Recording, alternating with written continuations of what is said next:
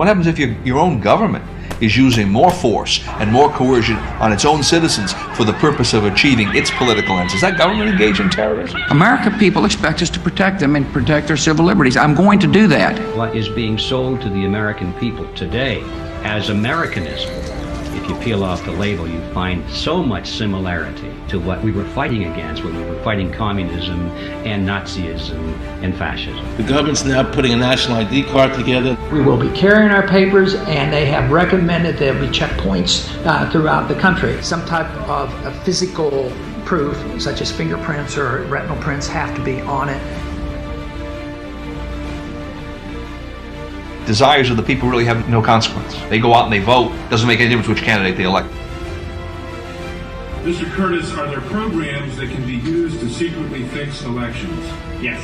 This is absolutely Orwellian. I mean, it's talking about Big Brother looking over your shoulder at absolutely everything you do. There is no constitutional basis for a tax on the wages of Americans living and working in the 50 states of the Union. Period. End of argument. If Americans just learned that the IRS was actually knowingly deceiving them, that would be enough for them to rise up and put a stop to it. You caught me unprepared. I'll come back. Well, I don't want to do that. There had to be a law, right? Where is the law? Show me the law. Why is the Supreme Court decision a silly argument? And I think we're finished. They think it's the law, and they have all the guns. You know, it's an authoritarian approach. Now we can see a new world coming into view. A world in which there is the very real prospect of a new world order. The latest technology for identifying people when they make purchases is actually the implantable chip that you can actually embed directly into human flesh. Can a microscopic tag be implanted in a person's body to track his every movement? You will rule on that, mark my words. A chip in everybody would be the universal monetary system par excellence, because there'd be no escape from it. Americans have been taught to expect their salvation from government instead of recognizing government as the most dangerous threat they'll face in their lives. It is the greatest hoax ever perpetrated by government against the working men and women of America. It's organized crime. All you do is you call the Republicans the Genoveses, and you call the Democrats the Gambinos.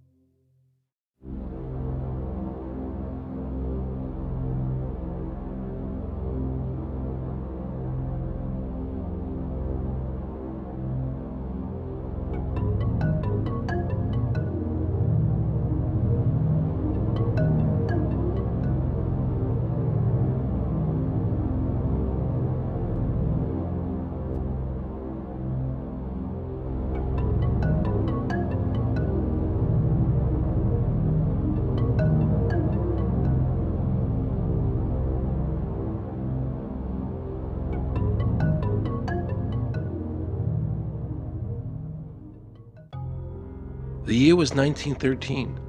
Woodrow Wilson was president, and powerful banking interests, who had been trying for years, finally achieved their long-term goal of a silent coup d'etat by taking control of the American government. The first thing they did to accomplish their takeover was convince Secretary of State Philander Knox to lie to the American people and tell them that the 16th Amendment, the Income Tax Amendment, had been legally ratified by the states when it was not. The bankers knew that this tax would ultimately end up in their pockets. Because of this fraud, the American people were led to believe there was now a tax on their labor. Congress and the President are completely aware of this fraud, and it was even cited in a recent court case.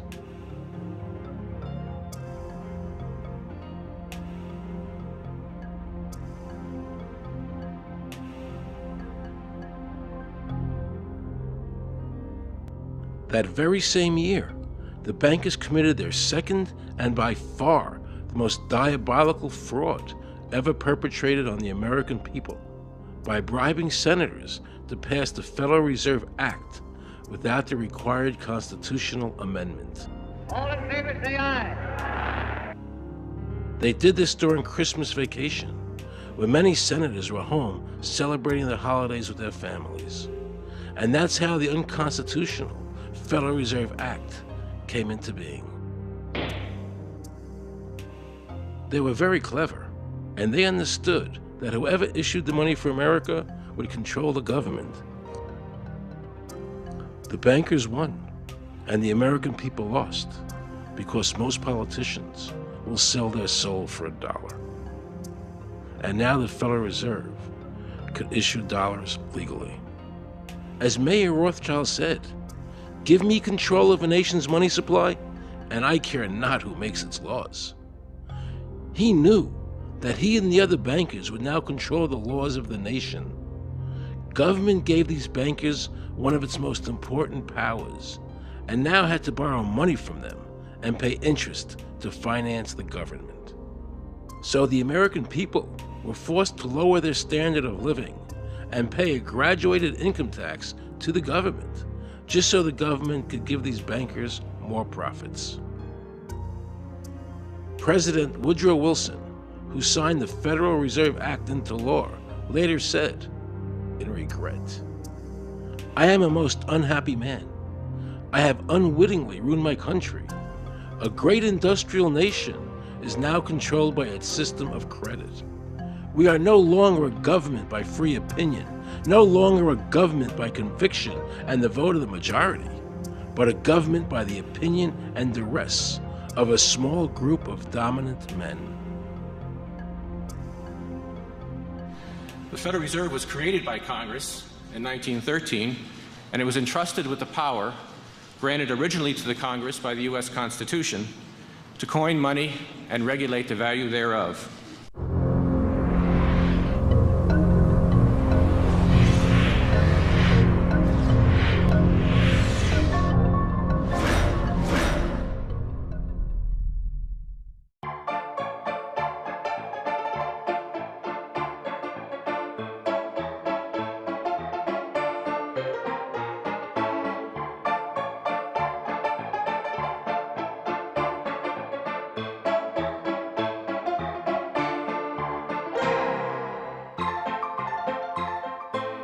What's your name?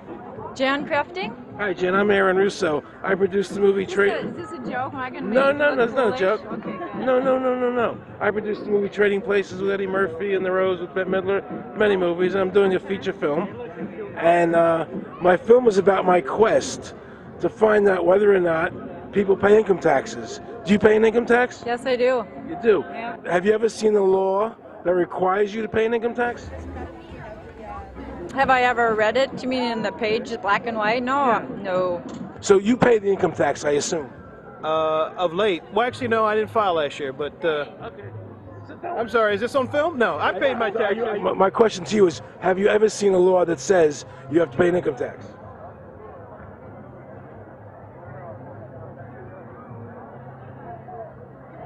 The law is that guy that wears that badge and a gun. That's the one that puts you in jail. That's the law. Actually, I can't stand the IRS. Okay. They're evil. Do you have any fear of the IRS? Not really, because I'm Canadian. I think it's actually unconstitutional, is what I've heard. Right. But to avoid any hassle, I pay it. If there was no law and I wasn't afraid of them coming and taking me to jail, absolutely, I wouldn't pay taxes. Okay, then no, I wouldn't pay income taxes. It's a no-brainer. You wouldn't pay it. I wouldn't pay it. Why would anybody? Because that's what they tell us we must do, else we're bad Americans. Would you pay it? No. Would you pay it? No. Why would you pay taxes if you're an actor? The income tax is not legal because it would be a direct tax and it is not apportioned as the Constitution demands. If it's against the Constitution, then why are we doing it?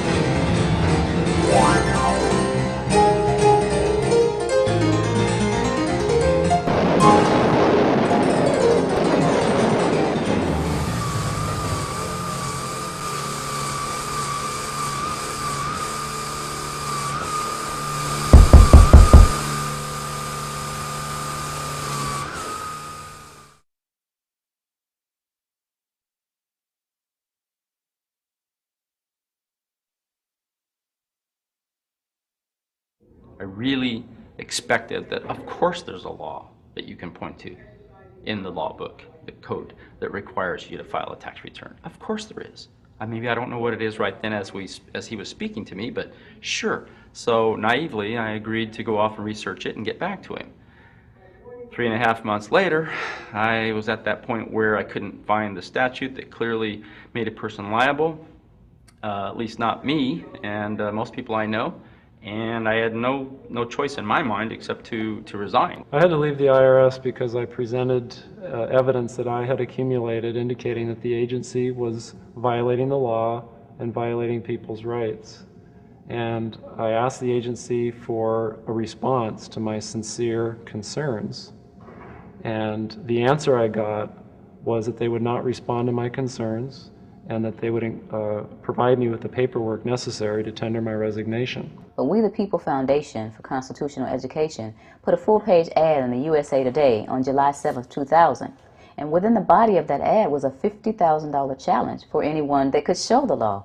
And to me, $50,000 is a lot of money. So I went after that and did the research based on the fact that I thought, let's put this baby to bed. I'm hearing all these rumors. You know, I'm going to kill 2 birds with 1 stone. I'll answer these people's questions that are asking me, and then I'll win this $50,000. And, you know, based on the research that I did throughout the year 2000 and that I'm still doing, I have not found that law. I've asked Congress, we've asked a lot of people in the IRS commissioners, helpers. They can't answer, because if they answer, the American people are going to know that this whole thing is a fraud. I was surprised to hear these highly trained and decorated IRS agents telling me there was no law requiring American citizens to file a 1040 or to pay an income tax on their labor. I haven't filed an federal income tax return since I left. I have not filed a tax return since 1999. Approximately 67 million people don't file an income tax return. I made a decision to go to Washington so I could attend the We the People Foundation press conference. They were going to serve a class action lawsuit on the IRS, signed by over 3,000 people, because the IRS has refused to show the law that makes Americans liable to file a 1040 or to pay an income tax on their labor. I was very curious as to why the IRS refused to show the law, as it seemed such a simple thing to do. Yet I was skeptical about the Foundation's claims. There had to be a law, right? I mean, we've all been told over and over and over again that we had to pay income taxes. No answers, no taxes. No answers, no taxes. No answers, no taxes. Most people believe that the income tax system is legal and that the revenue from the tax is used in the public interest. However, there is a substantial, conclusive body of evidence that proves that our income tax system represents the most pernicious form of tyranny. It is the greatest hoax ever perpetrated by government against the working men and women of America. American citizens, along with the Foundation, have been asking the IRS to specifically provide them with the underlying legal foundation upon which they administer and enforce the personal income tax laws in our country. At the national level, when people would attempt to contact somebody of a much higher authority, say the commissioner, same kind of thing. They would get answers that were in effect non-answers. There are a group of people standing outside today who assert that no law requires you to pay taxes and that you will not answer their petition to the government as to whether they're required to pay taxes. Are they required to pay taxes? I've been paying my taxes ever since I had my first job, and I think it's a fundamental construct of our nation that those of us who expect and demand the services from our government that the government provides, be they the protection of our country through the military, or be they the education of our children, or be they the protection of our environment, that we must pay for those services. So yes, I think there is a fundamental obligation, and that it's an understood and well accepted one.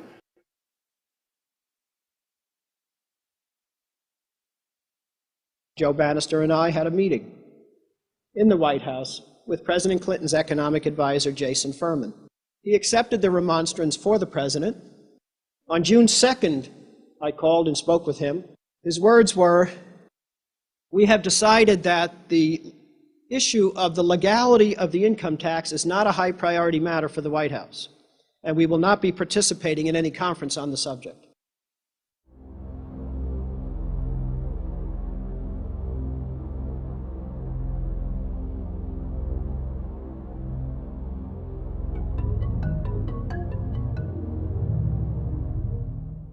I decided not to eat until my death or until the government agreed to send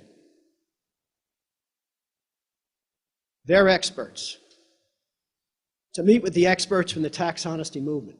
And with the help of Congressman Bartlett, a deal was made. I'm very pleased that through these several trying weeks and now months, that we have secured the agreement of the IRS and the Justice Department, because some of the questions are beyond the purview of IRS, that they will both attend a public symposium where these issues can be formally addressed. Last Thanksgiving, DOJ and IRS notified Congressman Bartlett that they would not participate. Congressman Bartlett then waited until late January. He informed me that he would not be participating. Why do you think you've been able to get away with not paying or filing your income taxes for so long? Well, first of all, I've not gotten away with anything. I'm not hiding from anyone. I'm simply asking the IRS to show me the laws that apparently require me to do these things, and they are suspiciously reticent to answer questions from me, and of course there are millions of other people, many other organizations who have attempted to get answers. They act very suspiciously when asked to simply sit down at the table with the American people and discuss what their obligations are. Rather than pulling up a chair, they pull out a club. As a matter of fact, David K. Johnston of the New York Times asked Terry Lemons of the IRS, why won't the IRS answer the questions set forth in the petitions from the American people? Mr. Lemon's response was, the government is answering the questions through enforcement actions in the courts. This is a very chilling remark on the government's use of brute force instead of civility and logic. The federal government itself refuses to provide the American people who are coercively being subjected to this extraction of their private property without any underlying legal justification.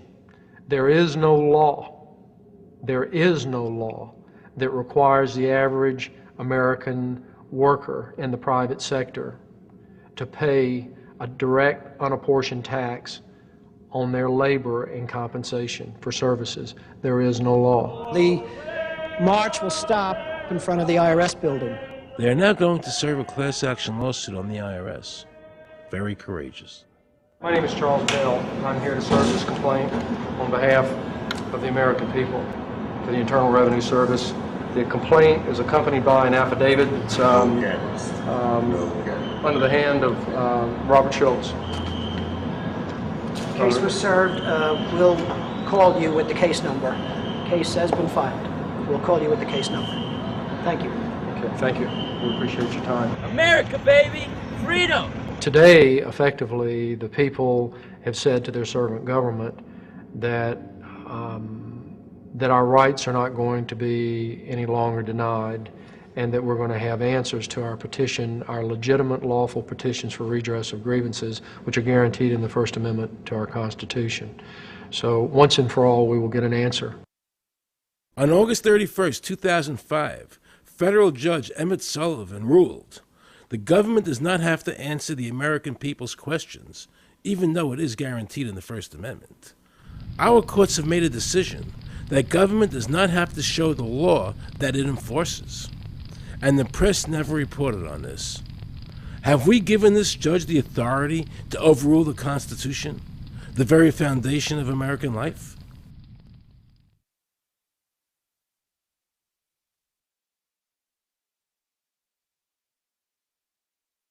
I believe that in both spirit and substance, our tax system has come to be un-American. Death and taxes may be inevitable, but unjust taxes are not. The country's taxes must be fixed, and I know what to do with it. If you think you're paying too much now, just wait till I get through with it. Now, Mr. Hanley, I'd like to ask you something. What does the government do with all the money we give them in taxes?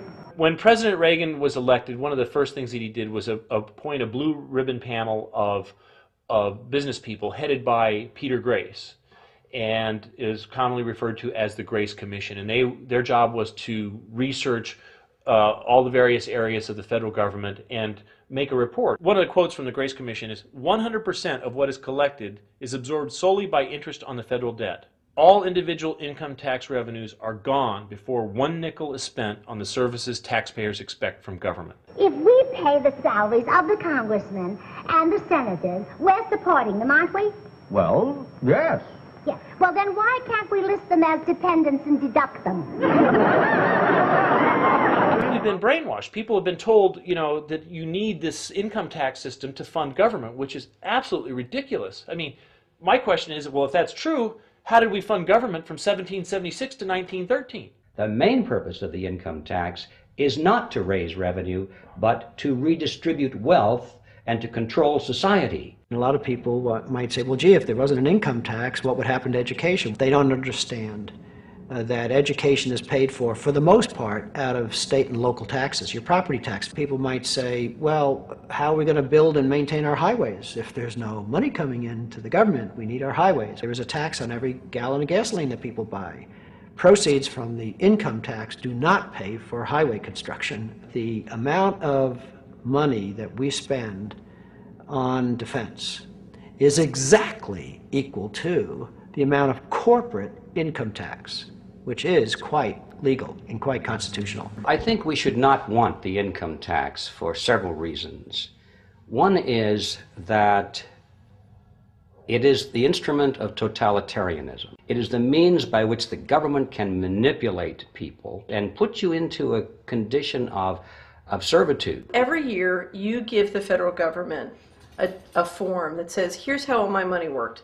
If you lie, you could go to prison. So you're required to give them a financial statement that under, the force of law could put you in prison if it's not impeccable, right? And under the law, they're supposed to do the same. They're supposed to give you back a financial statement that says, here's what we did with your money. Except you comply and they don't. In fiscal 99, the Department of Defense had 1.1 trillion of undocumentable adjustments.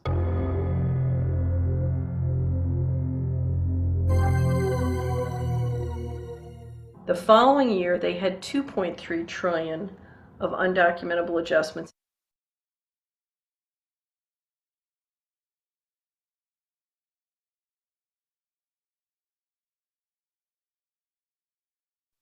I decided to call the IRS. I spoke to Anthony Burke in Media Relations.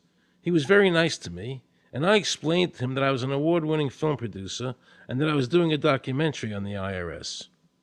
He seemed a bit stunned by this, then explained to me that Commissioner Everson nor anybody else would go on film to discuss the income tax. But he did say he would call me back. I thanked him for that, but I couldn't help wondering, why was the government making it so difficult for people to see the law? So I decided to bring my crew down to the IRS building to see if I could find some employees to interview. And here's what happened. I said you cannot film here, that's it. Who are you to tell me I can't film here? What's the law? Just tell me where the law is that says that. Can you show me the law that says I can't film here? Is America a free country? I told him they couldn't film here, and he's asking 9 million questions. I told him that's a federal government law. Hey, I told him he couldn't film here. He's telling me he's a citizen and all that, so... I told me I couldn't film here, I'm saying, where's the law that says I can't film here? And I'm asking another question, sir. Then Homeland Security showed up, because I was such a threat to Washington. You got a driver's license? Yeah, I do. Put that away for me. After convincing Homeland Security I really wasn't Osama bin Laden, I kept wishing the IRS would allow me to interview somebody. Why wouldn't they show the law? What were they so nervous about? I began to have a frightening thought. What if it was our own government we had to be afraid of? With that disturbing thought in my mind, I went to see a group of tax experts. You can look through the statutes and look for the law that requires you to pay. And when you do that, you can't identify a law that requires the average person in America who earns a wage and works in private business to pay an income tax. The Constitution allows for two kinds of taxes. They're called direct and indirect. The federal government in the Constitution can tax almost anything, as long as it apportions the tax if it's direct.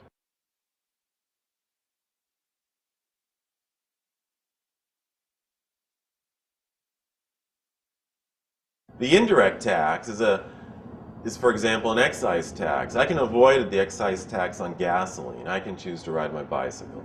I can avoid the excise tax on tobacco. I can choose not to smoke, or I can grow my own tobacco.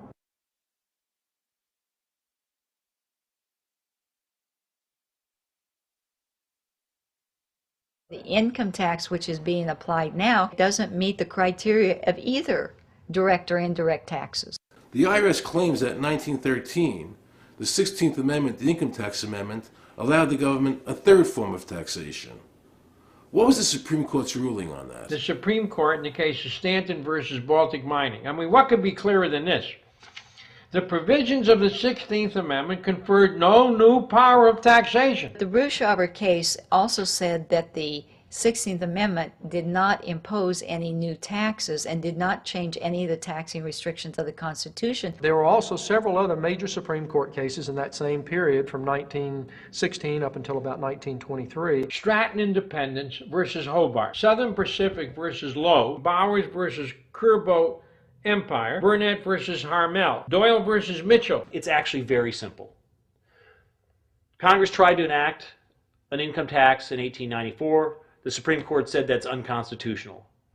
When the Supreme Court says something is unconstitutional, it's unconstitutional.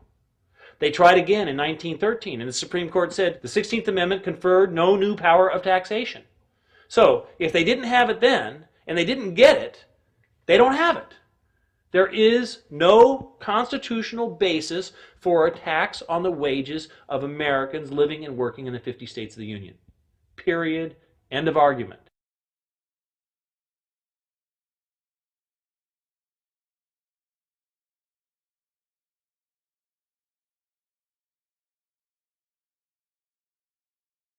I have a letter here from Daniel Inouye's office of the United States Senate that says, based on the research performed by the Congressional Research Service, there is no provisions which specifically and unequivocally require an individual to pay an income tax.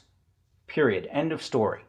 There is no law, and to date, nobody has been able to show that there is a law for the average American citizen working day in and day out to pay an income tax. The definition of income in the Constitution was given in the Eisner versus Macomber case, and it turns on gains or profits that are made from some activity. Doyle versus Mitchell, 247 U.S. 179, 1918. Here's what he said.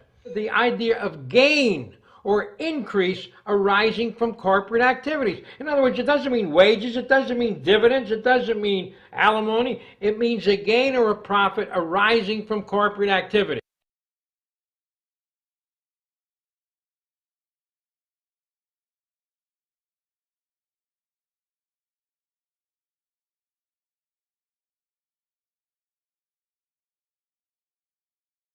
These liens that are recorded against people by the government for tax liens are nothing more than allegations. They are non-substantive. They have never been determined by a neutral third party, such as a court, to have one shred of validity.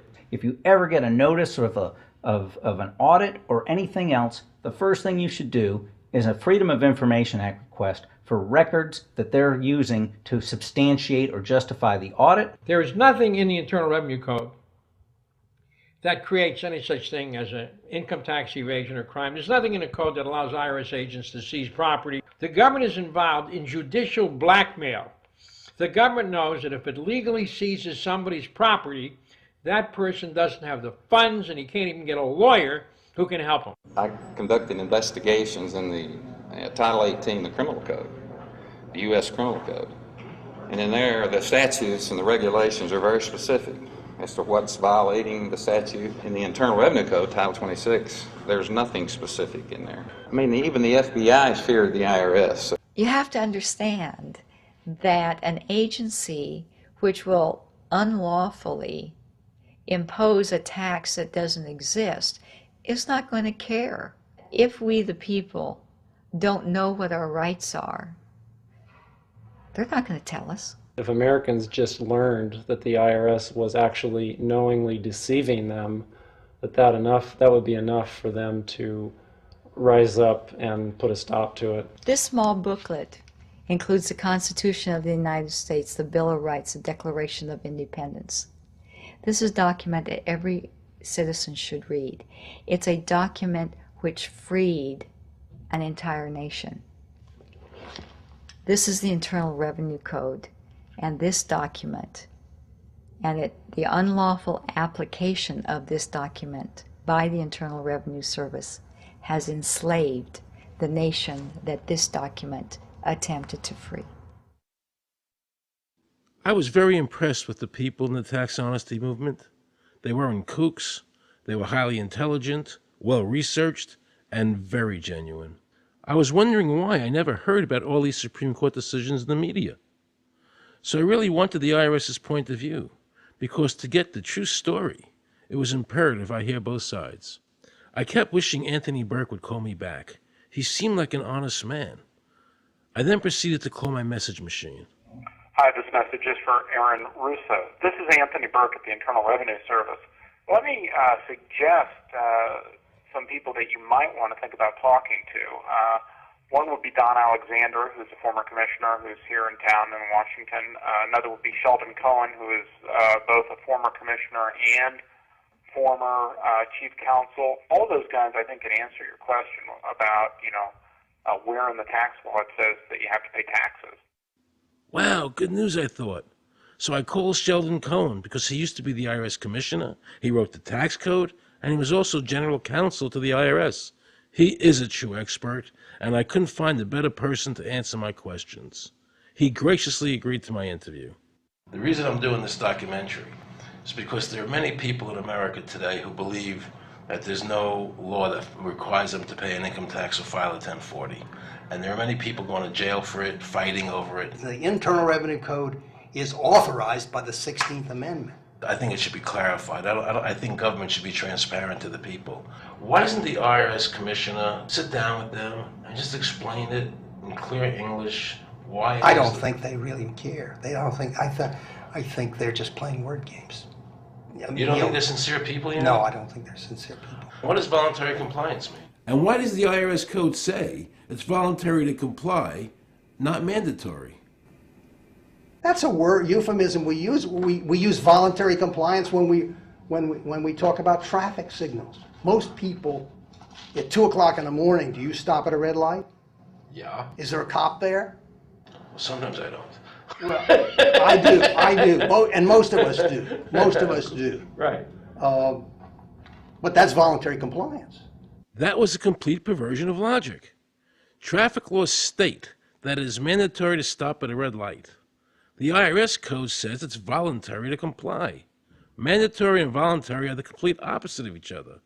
Yet he wants us to believe that they mean the same thing.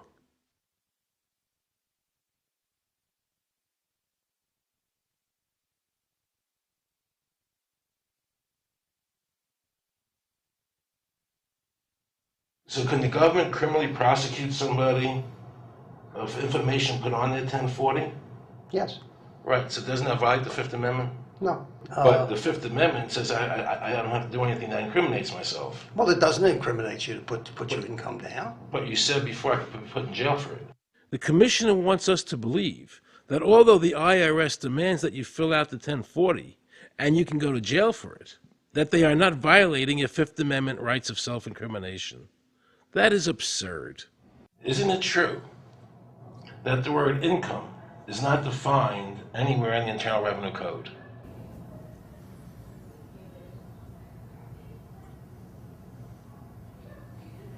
The law says that the government has a right to tax income from any source derive. So, but the word income is not defined in the code.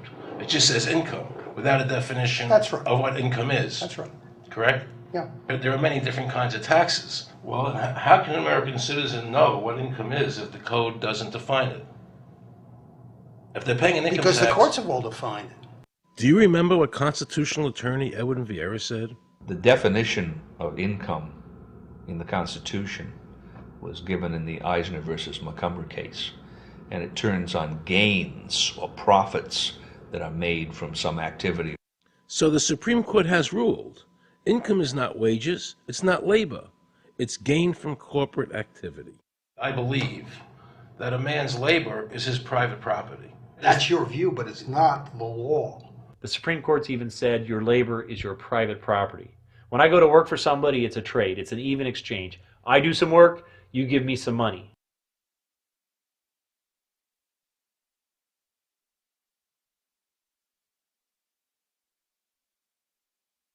In 1916, we had the Bruchaber case and the Stanton case.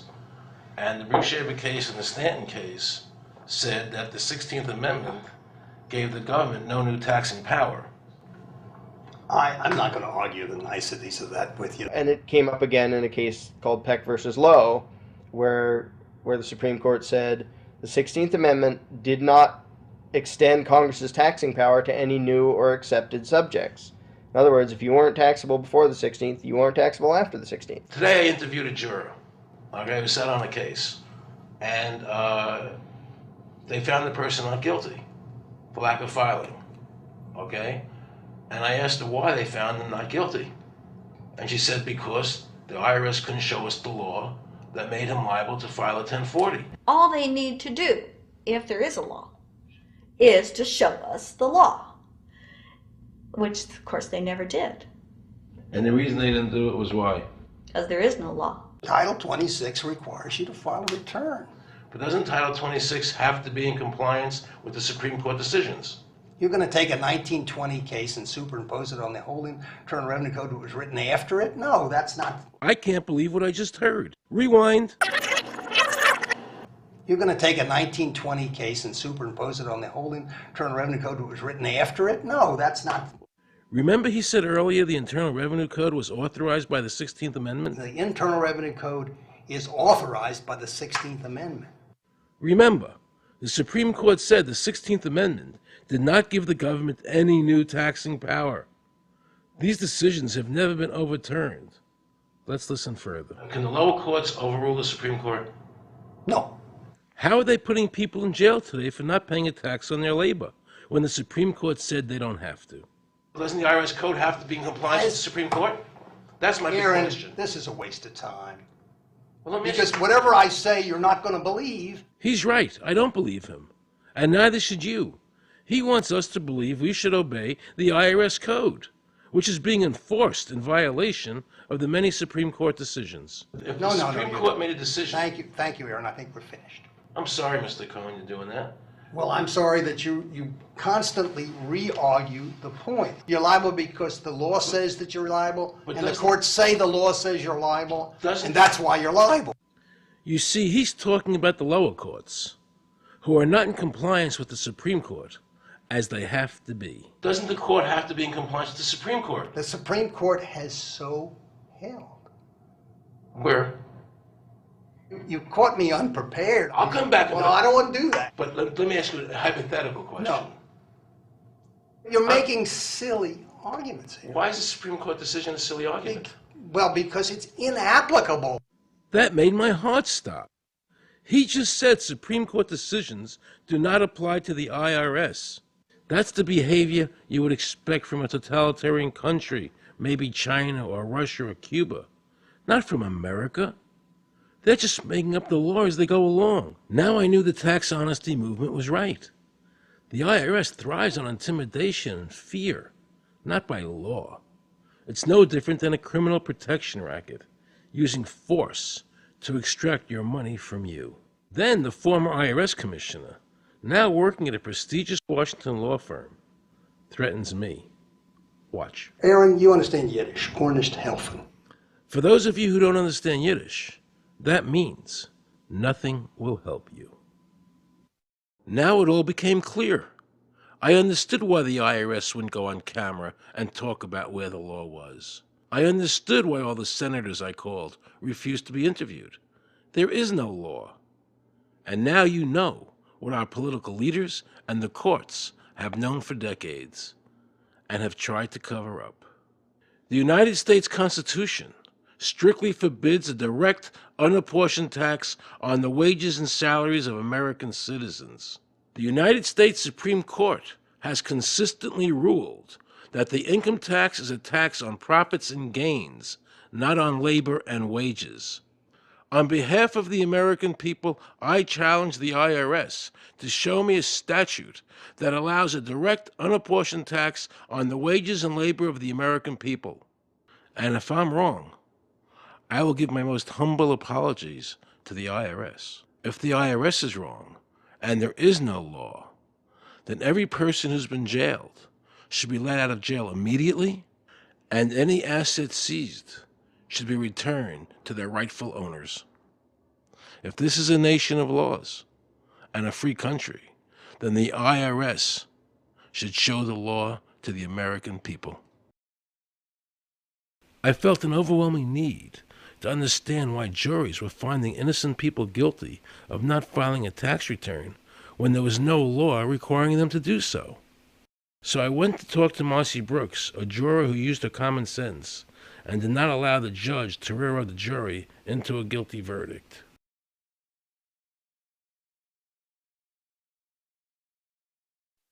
He was being tried for 4 counts of not filing his income tax. Okay. And our question was, well, what is to decide? Either he did or he didn't. It never occurred to us that he might actually be innocent while at the same time not filing. In the federal government, it is not a felony not to file taxes. Finally, they said, okay, if we're going to get this guy, we're going to have to put it in the state. They called up the IRS agent, Agent Craner. Craner? Yeah. Robert Craner? Mm-hmm. This is Ken Doherty, who's also an investigator with the Illinois Department of Revenue. This is a request for a copy of the delegation of authority order. Right, and I talked to my boss about that, and he said that my badge is that. Badge is the authority. I thought it had to be in writing. The last question that the defense asked him was, did you write any of this down?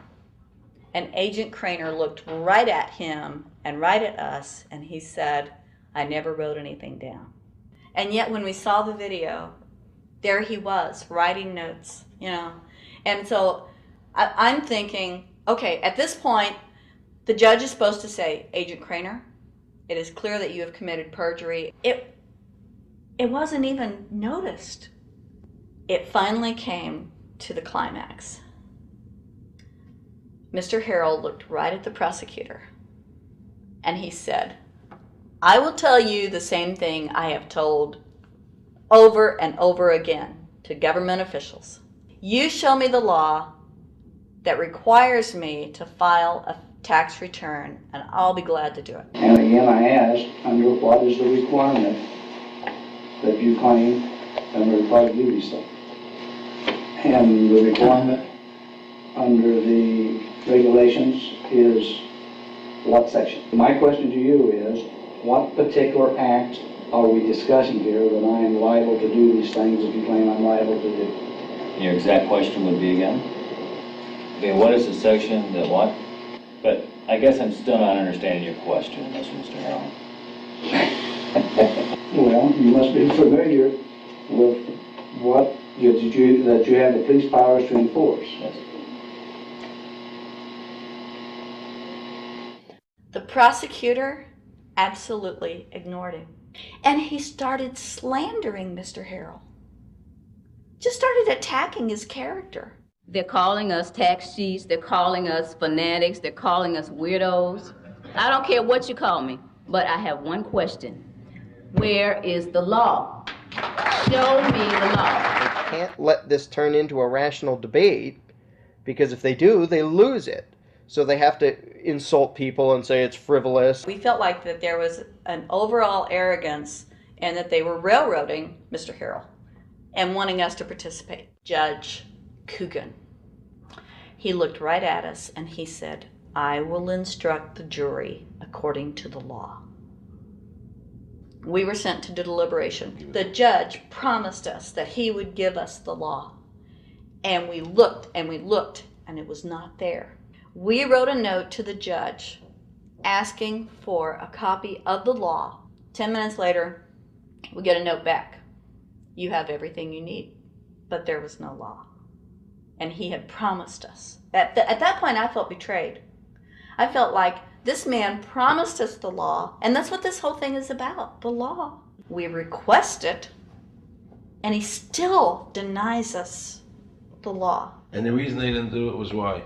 Because there is no law. Remember, we're talking about the Illinois state law here, okay, which is a law in Illinois. So we got out that law, and we read it several times, and I said, okay, wait, because they kept saying, but this is a law in Illinois. And I said, look at the beginning of it. It says, anyone required to file a federal income tax return is required to file an Illinois tax return. I said, if it is true that he's not required to file a federal return, then that nullifies the Illinois law. Two people, they kept saying, but he's going to get by with it. And I said, what is he getting by with but his rights? If there is no law, he's not breaking a law. He's just standing on his rights. Are we going to deny him that? That's when this one juror sat back and kind of rolled his eyes and he said, you mean we don't have to pay taxes?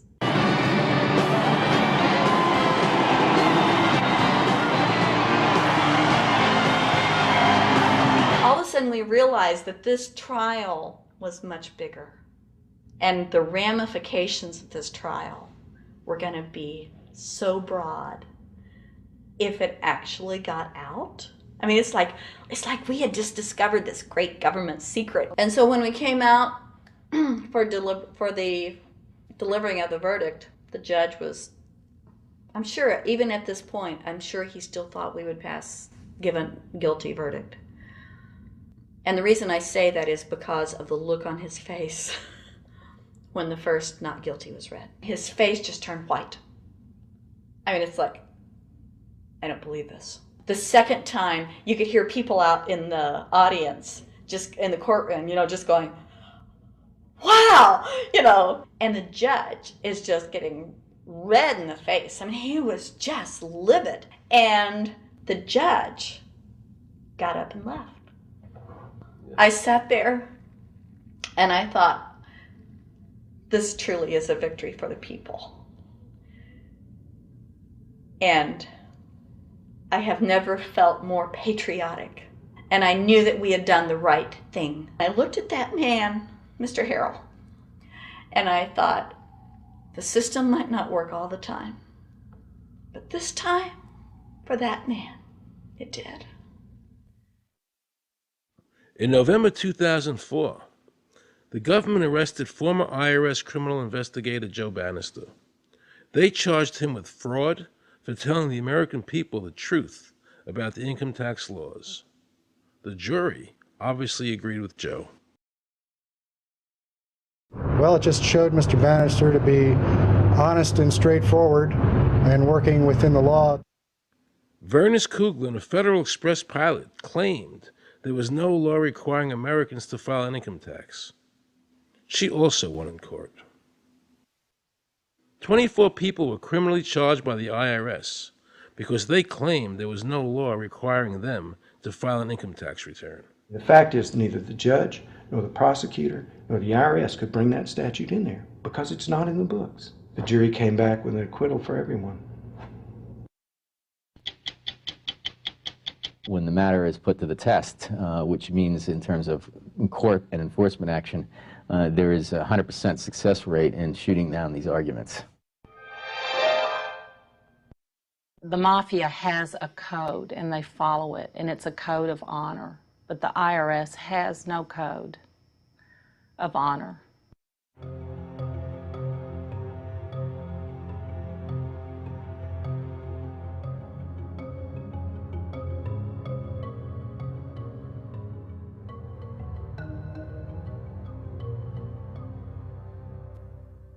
Meet Judge Dawson, a federal judge presiding over the Irwin Schiff tax case, who denied Irwin the ability to prove to a jury that there was no law requiring Americans to file an income tax return. He denied Irwin the right to prove to a jury there was no law by stating, "I will not allow the law in my courtroom." But the judge made sure the government never had to show the law as written by telling the jury, "You must follow the law as I give it to you." Nobody can know what the law is, because the law is what the judges say the law is. The lower courts today will not allow people, especially in tax cases, to bring in Supreme Court decisions as their evidence.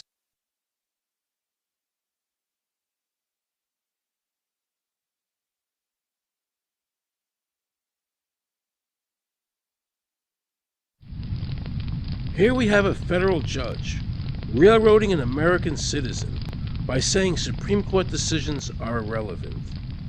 And again, nothing from the press defending our freedoms.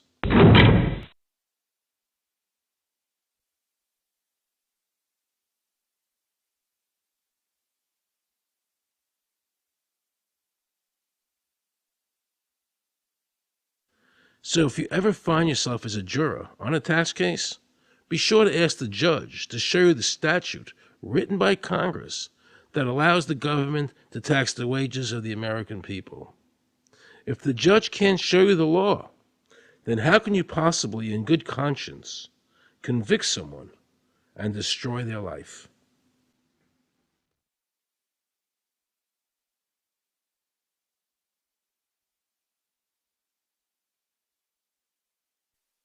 Let's see how the IRS treated one of America's greatest heroes, and someone I cherished as a child. Joe Louis was an American icon. Victorious in his first 27 fights, the Brown Bomber quickly rose to heavyweight champion of the world. His 1938 knockout of German Max Schmeling, who represented Hitler's Aryan ideal, earned him the admiration of millions of Americans. Is watching carefully. Louis measures him right to the body, a left hook to the jaw, and Schmeling is down. The count is high. Right after Pearl Harbor was bombed, Joe had a title fight where he donated his fee to Navy War Relief. Well, I'm not working for nothing. I'm working for my country, and I think that's about the greatest piece of work that anybody can do. Well, I certainly agree with you for that, but you're turning over an awful lot of money. Well, we all turn over a whole lot for this country at this time. Joe volunteered for the segregated army and defended his title while in the service, this time donating his normal fee to Army Relief. I'm only doing what any red-blood American would do. Since the checks were in Joe's name, the IRS taxed him on their full amount, even though he never saw a penny of it. At the end of the war, Joe was awarded the Legion of Merit. But what most people didn't know was that the IRS was charging him $50,000 a year in interest alone on his debt. When Joe's beloved mother died, leaving him $600, the IRS immediately seized it. They also confiscated all of his children's trust funds. Joe was forced to continue fighting until he was 37 and out of shape, just to pay off his ever-mounting debt to the IRS, which grew to $1 million, $100,000 a year just in interest. At the end of his life, Joe was forced to become a greeter at a Las Vegas hotel just to make ends meet. It was a shameful thing to see a man like him, great fighter, great human being, being humiliated and destroyed in this manner, because after all, when you owe Internal Revenue money, no matter what you have, they take away from you. And they took a lot away from Joe Louis.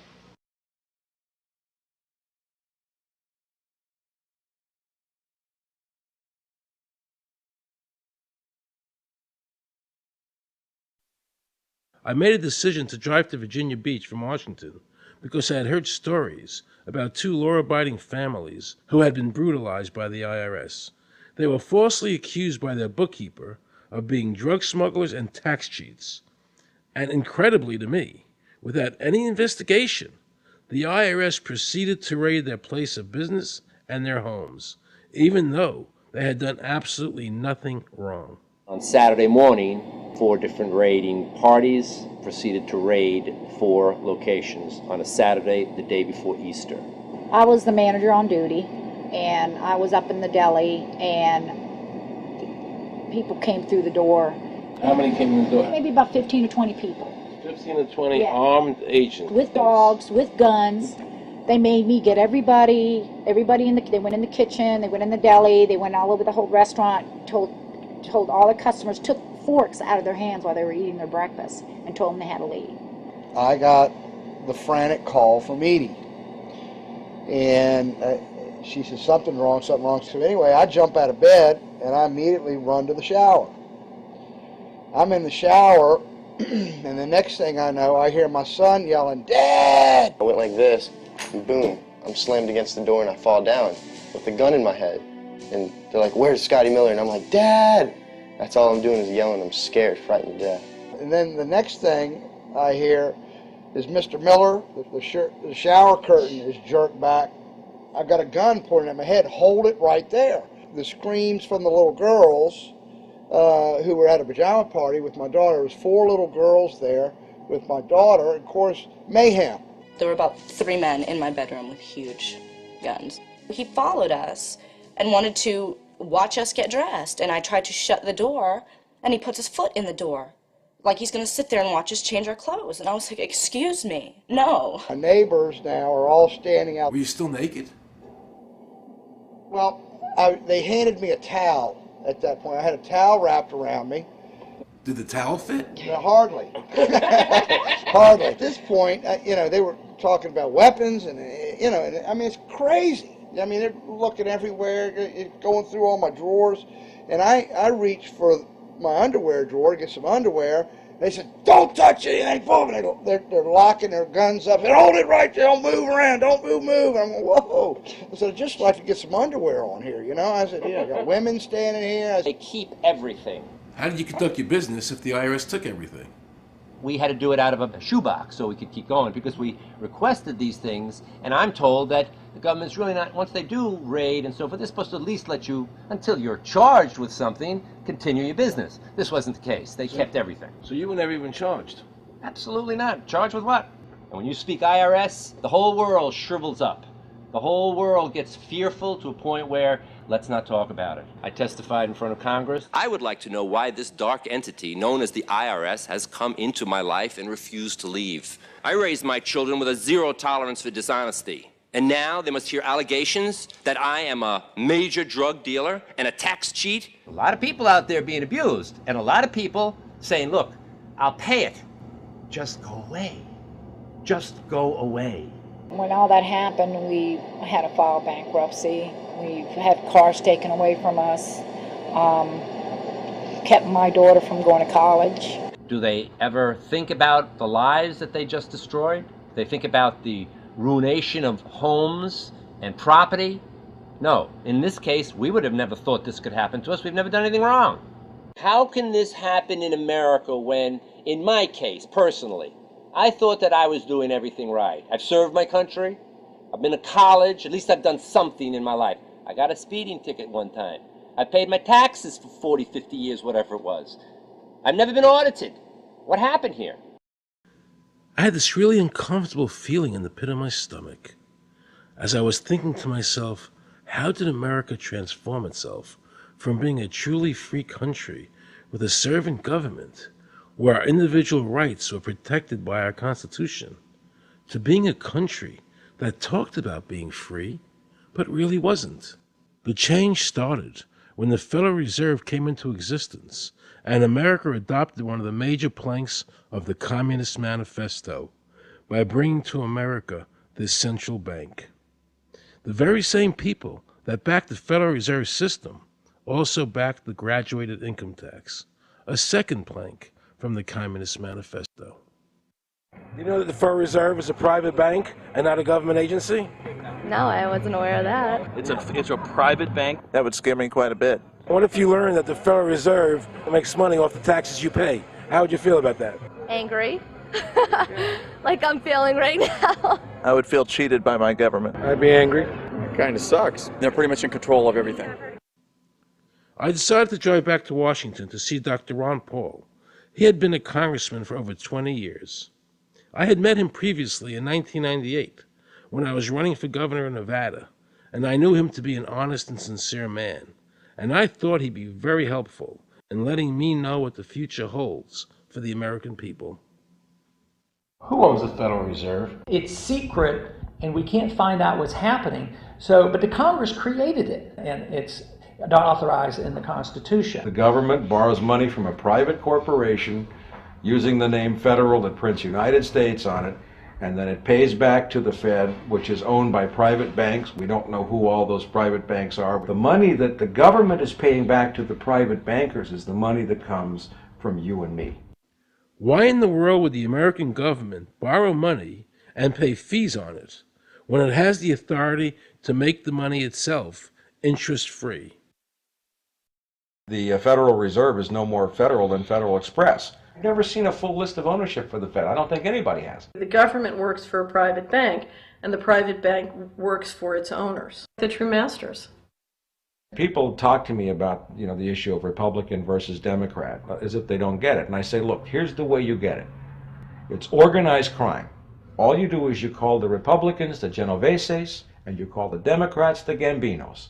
The people at the top, they treat it like a crap game, like it's their crap game, like they're making lots of money. Occasionally, somebody at the table shoots each other, but the moment anything threatens their crap game, they all unite to protect it.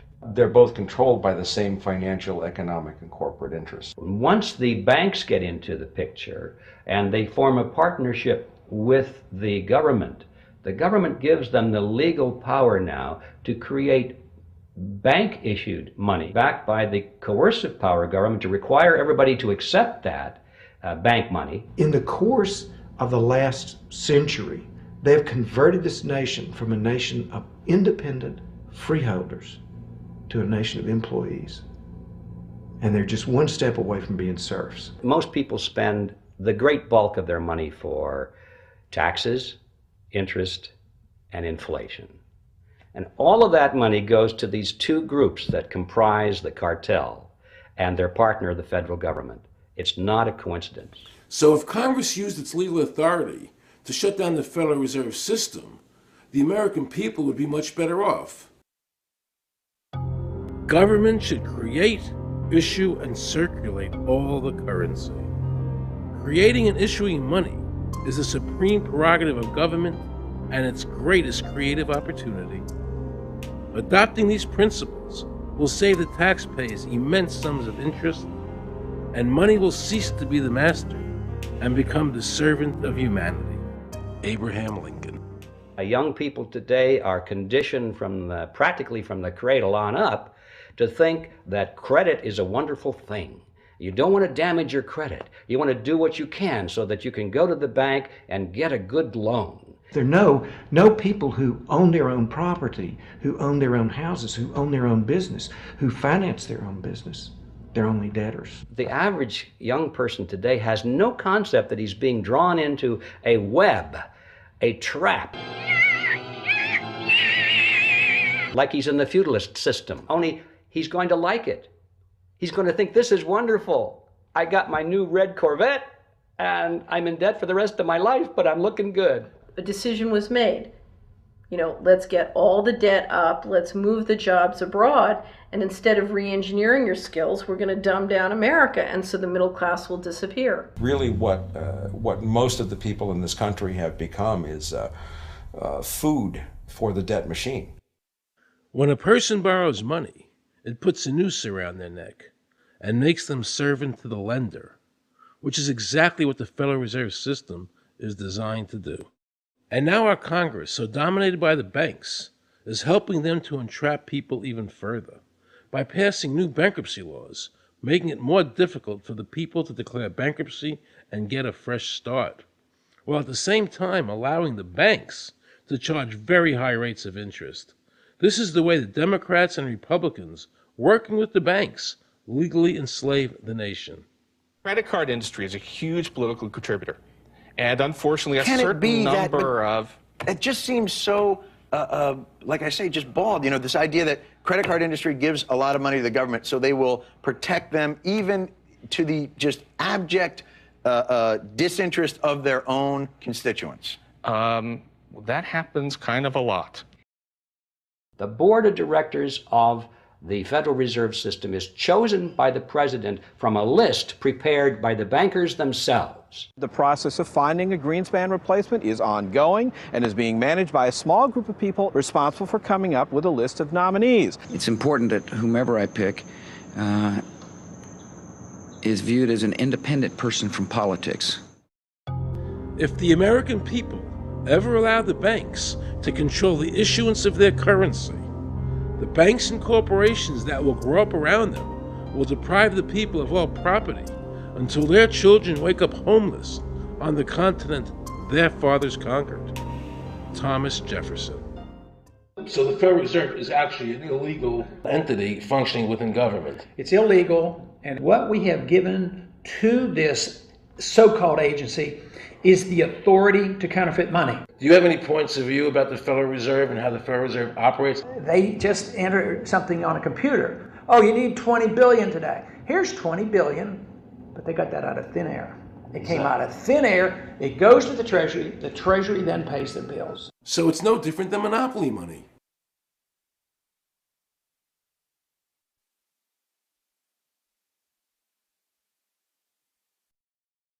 The cost of living is so high today because the Federal Reserve and the federal government have destroyed the purchasing power of the dollar. The dollar today is actually worth about 4 cents, despite the fact that the government, the Federal Reserve, and the media keep telling us that they're protecting the value of the dollar. This is a lie. All countries who have ever attempted to create money on thin air, the currency is eventually destroyed. Why did we give a monopoly of creating money out of thin air to a private corporation? The result is exactly the same as if someone were picking your pocket every year, because that's exactly what they're doing. Originally, paper was a receipt which is used as evidence that the money exists. Over the years, of course, the government has disconnected the paper from the actual tangible substance, which is money. So now we have a piece of paper which is evidence of nothing.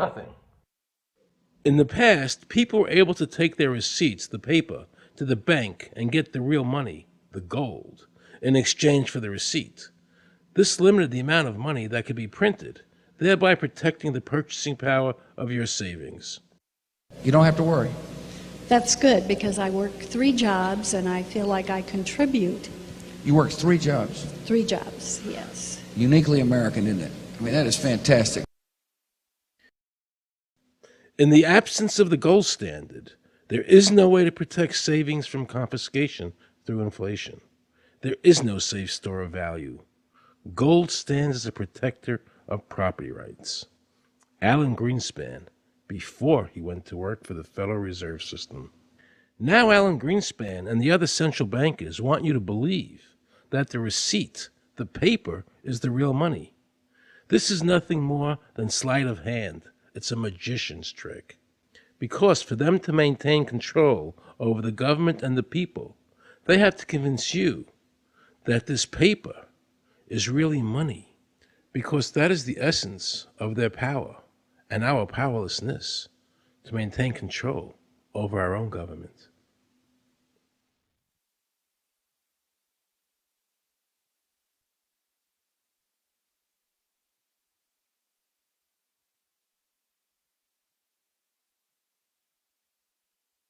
What happened to the gold in Fort Knox? Nobody really knows. When I served on the Gold Commission, I asked them to really, do another audit. I remember it was 15-2. They said, we don't need to audit the gold. It's supposed to be the American people's gold, and so we would like an accounting to tell the American people what is there. I've been told that the Federal Reserve has taken control of the gold as collateral for the dollars they print. They list gold on their balance sheet. How could the Federal Reserve, this private bank, list gold on their balance sheet? They claim they're holding that for the Treasury.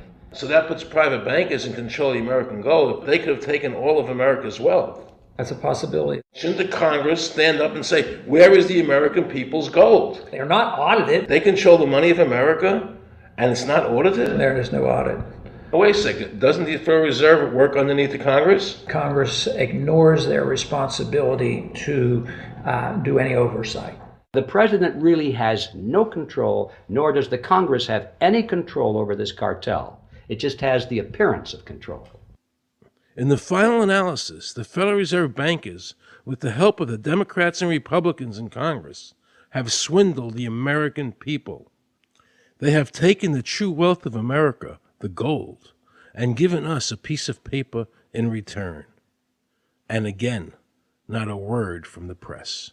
These frauds are going to continue until Congress is no longer intimidated by the Federal Reserve bankers, and Congress uses their legal authority to shut down the Federal Reserve System and to stop this loss of our freedoms. Is there a law that requires people to file a 1040? Not explicitly, but it's certainly implied. Well, implied by force. Yeah. But is there a law? I can't cite a law, no, I cannot. But, you know, if they think it's the law and they have all the guns, you know, it's an authoritarian approach. Well, yeah, but that's authoritarianism. Yeah. That's not a country run by law. Do you think America is going deeper and deeper into becoming a police state? And if so, in what ways do you see that as a congressman? Yeah, I think we're moving in that direction because there's not much we can do without permission. The absence of a police state is that people are free, and if you don't commit crimes, you can do what you want. But today, you can't open up a business, you can't develop land, you can hardly do anything. You can't go to the bank, you can't go to the doctor without the government knowing what you're doing. And they talk about medical privacy, that's gone. Financial privacy, that's gone. The right to own property, that's essentially gone. So you have to get permission from the government from almost everything. And if that is the definition of a police state, that you can't do anything unless the government gives you permission, we're well on our way. This is something that people eventually, I hope, will get sick and tired of and say, you know, enough is enough. I sincerely believe the banking institutions having the issuing power of money are more dangerous to liberty than standing armies. Thomas Jefferson. You must understand the Federal Reserve is a cartel made up of the major banks in America, and they are the ones that are running the show, not the federal government.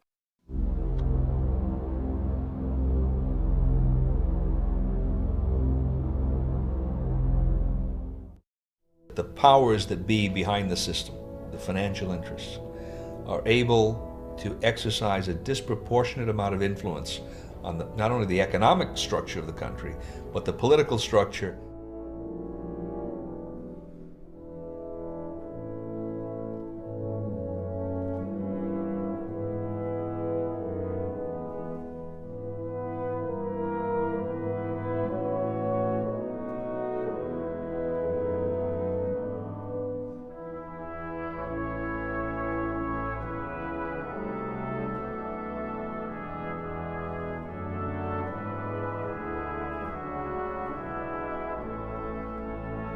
This would be like the ultimate reaching of government into our personal health lives, which would be unbelievable. And not even our government, some, you know, bureaucratic, diffuse, multinational, secretive government.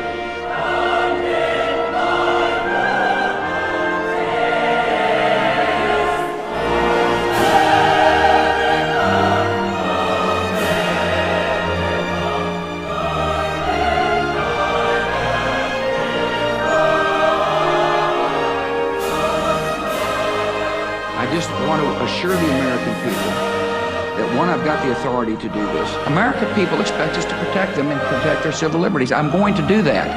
Preserve, protect, and defend the Constitution of the United States. The Constitution of the United States. So help me God. So help me God. So help me God.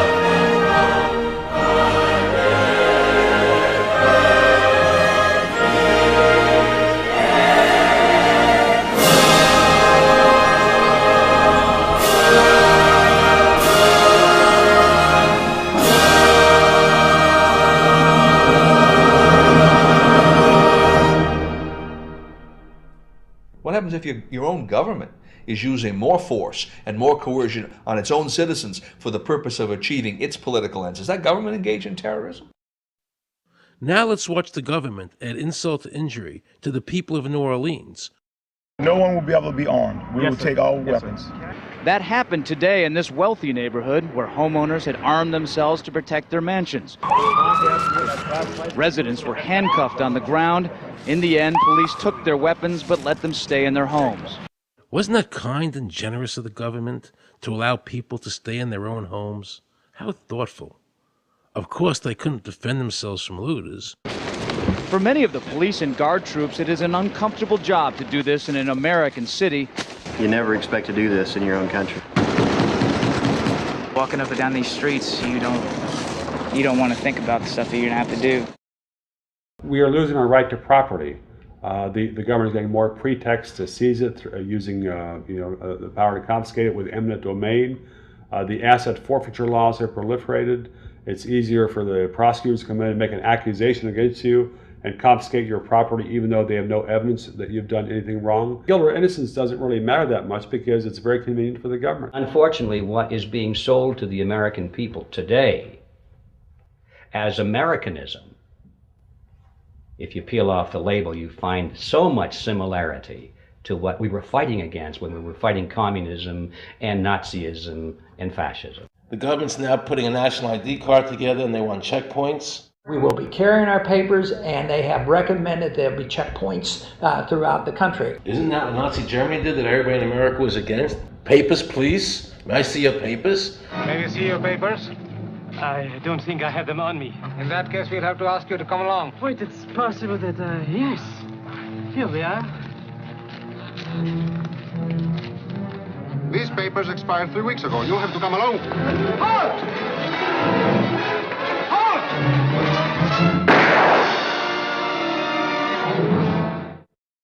In the new legislation, the national ID card is in it. It takes 3 or 4 pages to describe, and it will be connected with our driver's licenses. The states will be instructed on exactly what they have to do. Social security numbers will be used. Some type of a physical proof, such as fingerprints or retinal prints, have to be on it.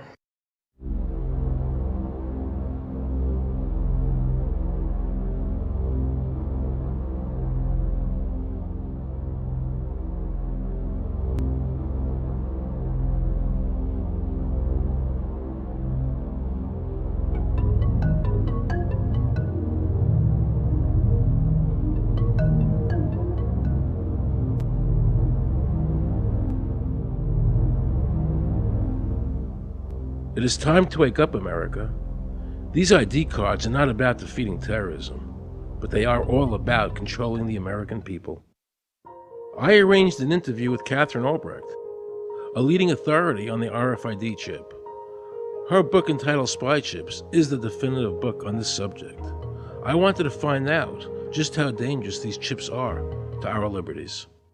RFID is a technology that uses tiny computer chips the size of a grain of sand or even smaller, hooked up to miniature antennas to transmit information about items at a distance. Back in 1999, Procter & Gamble, Gillette, and MIT got together to find a way to commercialize this technology and make it small enough, make it efficient enough, and make it low cost enough to, essentially, their dream is to put one of these tiny computer chips on every physical item manufactured on planet Earth. The latest technology for identifying people at the point of sale, for identifying people when they make purchases, is actually the implantable chip that you can actually embed directly into human flesh.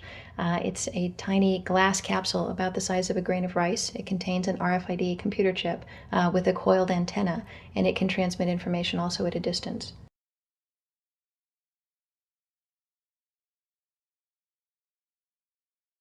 Can a microscopic tag be implanted in a person's body to track his every movement? There's actual discussion about that. You will rule on that, mark my words, before your tenure is over. Homeland Security folks, the Department of Defense and others have expressed an interest in being able to more closely monitor the U.S. populace. And one way to do that, of course, would be being able to determine who buys what and where they take those things.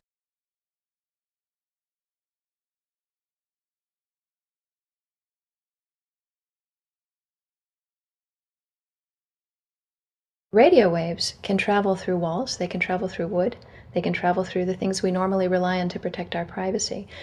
For example, your purse, your backpack, your pocket, anything you're wearing or carrying. Kraft Philadelphia cream cheese has been tagged with RFID and sold to consumers, as have Mach 3 razor products and other Gillette razor products, without the knowledge of the consumer. One of the tiny chips could actually even be the dot on the letter I on the back of the fine print on a package that you purchased. They were talking about having reader devices in every airport, on every bus, on every train, on every port, on every dock. One of the most worrisome applications of RFID are proposals to put them into cash, meaning that you would be able to track every banknote, where it had been, who it had been issued to, and create, in essence, an audit trail. That would essentially take away the anonymity of cash that we now enjoy today. The ATM machine itself, as the money came through the roller device, would be reading each number, and they would know who you are because, of course, you identify yourself at the bank before you take money out. And down the road, when you go to pay at a major retailer, it would also be possible for them, as they're putting the money into the cash drawer, to simply feed it through a little reader device. It would go in, it would tag that number and transfer possession from Aaron Russo, say, to Walmart. Once everything you do is tied down to a single number and there is no longer the ability to pay with cash, then all it takes to render you a non-citizen is to simply turn that chip off. You will no longer be able to really participate in any function in society, including buy food. So through the implementation of the Federal Reserve System, the American citizen has gone from being a private individual who had real money, gold, in his possession that was private, to a citizen who has no privacy because all money is now being digitized. They can deduct whatever amount of money they want out of your digits whenever they want. They can trace you whenever they want. You'll be at their mercy. God forbid we allow this to happen in America. This is absolutely Orwellian. I mean, it's talking about Big Brother looking over your shoulder at absolutely everything you do, every purchase you make, every place you go, every company you interact with. All of that would be reported back potentially to the government.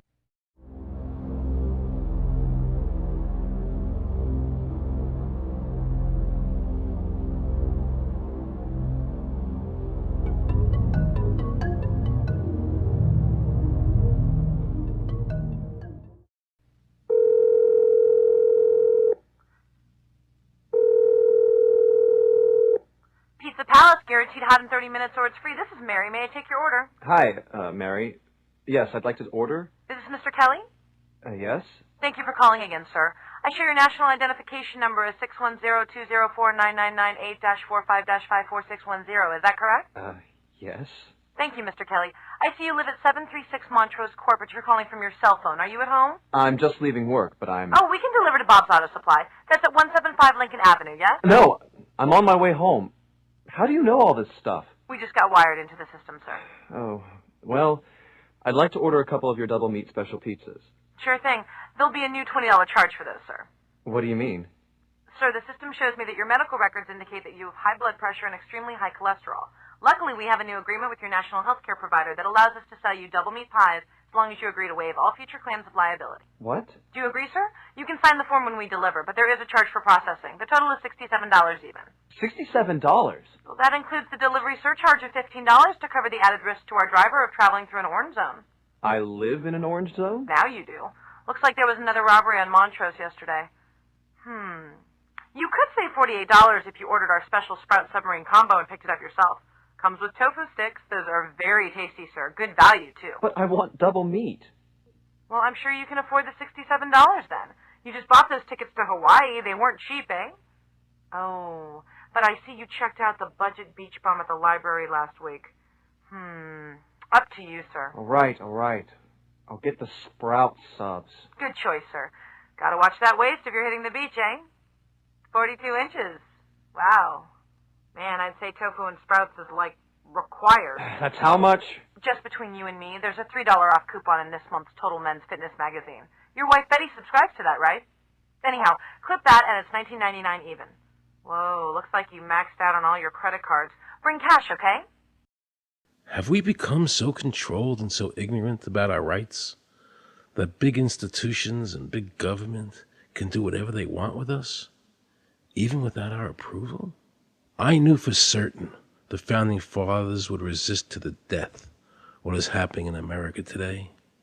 And I, for one, will not accept a national ID card. And if nobody accepts a national ID card, and nobody can board a plane without one, then let the airlines go bankrupt. And if you can't open a bank account in a big money center bank, then open an account in a small local bank. And if we can't walk into a federal building, I personally would consider that a blessing.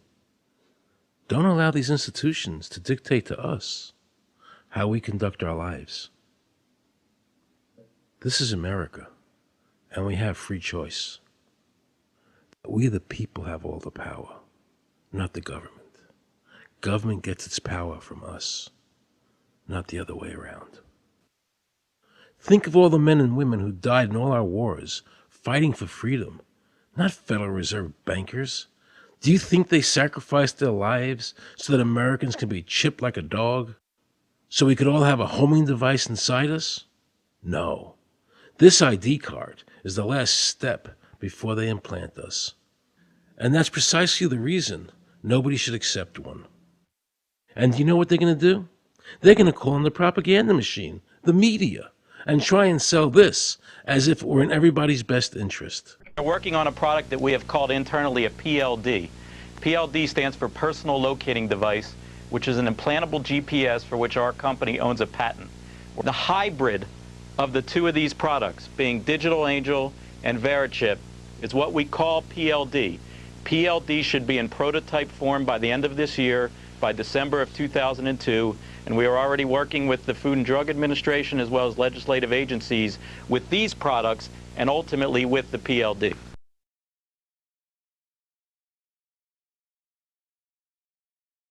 We have a Florida family who are really pioneers in a brave new world. They have volunteered to be the first ever to have microchip identification devices implanted into their body. After 9/11, I was really concerned with the security of my family. I wouldn't mind having something planted permanently in my arm that would identify me.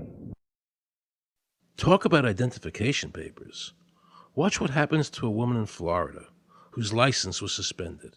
Get out of the car or I'm going to tase you. The next street off the Seacrest.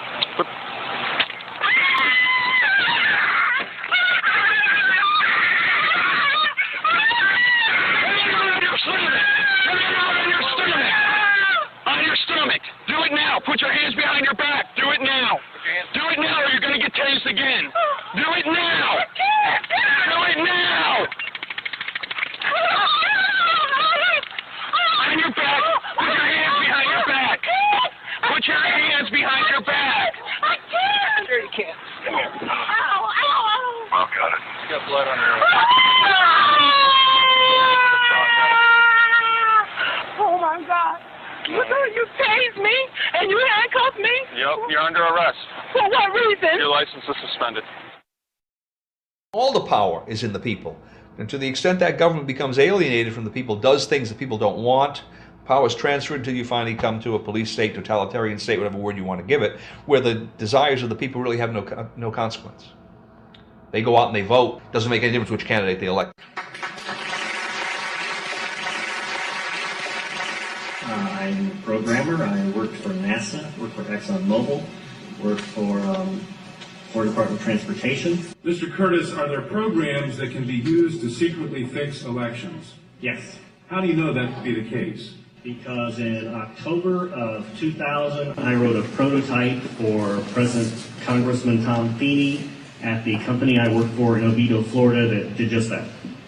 And when you say did just that, it would rig an election? It would flip the vote 51-49 to whoever you wanted it to go to and whichever race you wanted to win.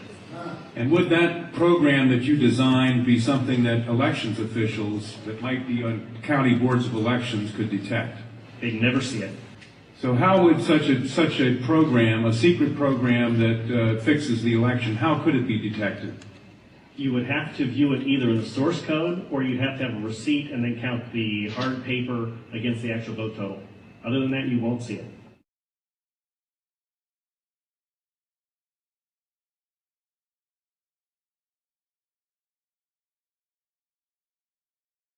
Given the availability of such vote rigging software and the testimony that has been given under oath of substantial statistical anomalies and gross differences between exit polling data and the actual tabulated results, do you have an opinion whether or not the Ohio election, presidential election, was hacked? Yes, I would say it was. So in other words, there is absolutely no assurance whatsoever in anything with regard to these machines? Absolutely none.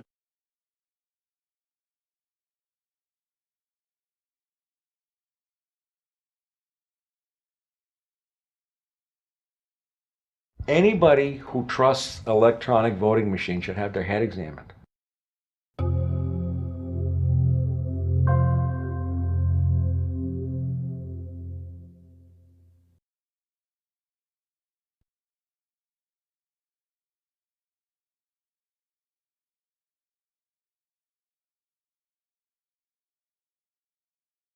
Now we can see a new world coming into view. A world in which there is the very real prospect of a new world order.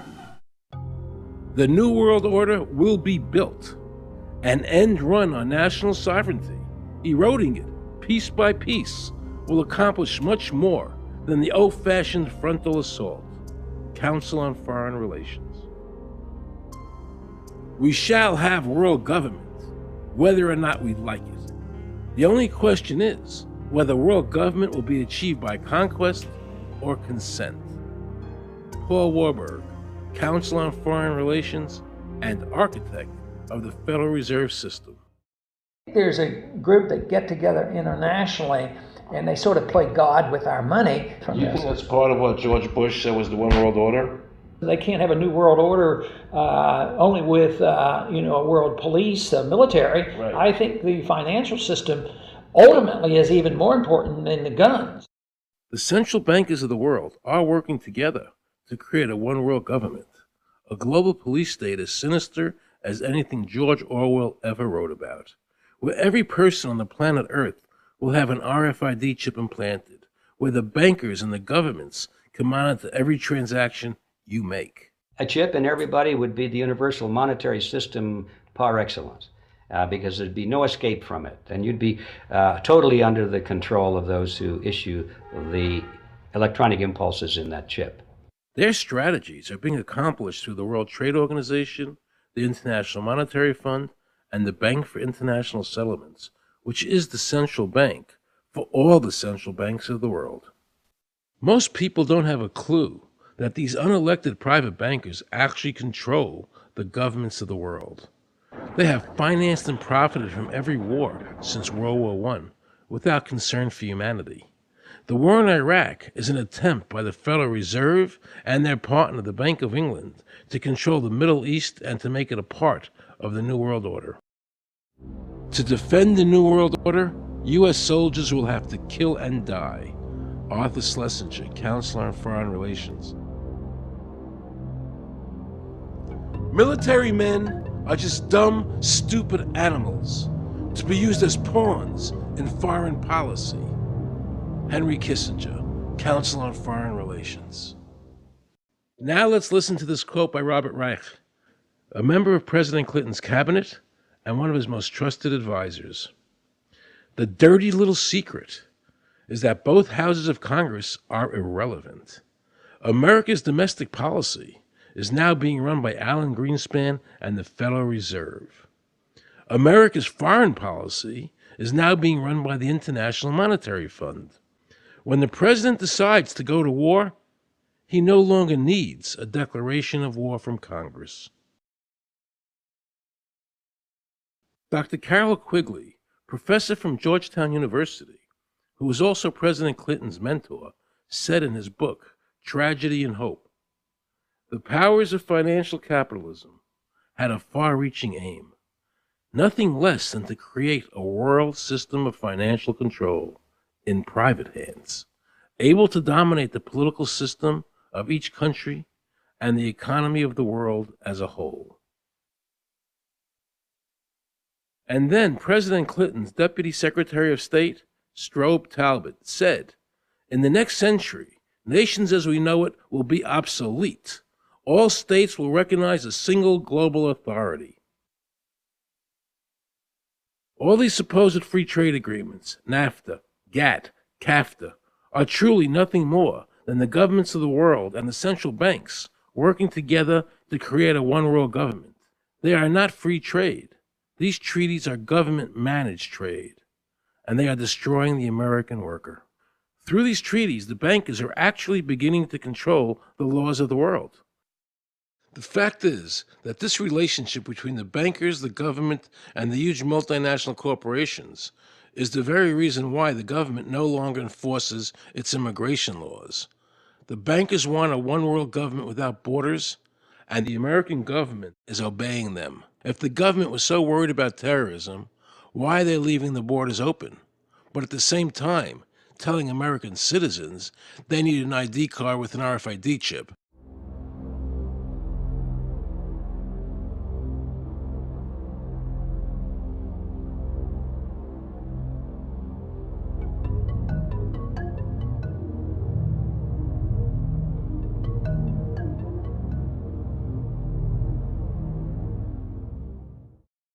The Bush administration's open borders policy and its decision to ignore the enforcement of this country's immigration laws is part of a broader agenda.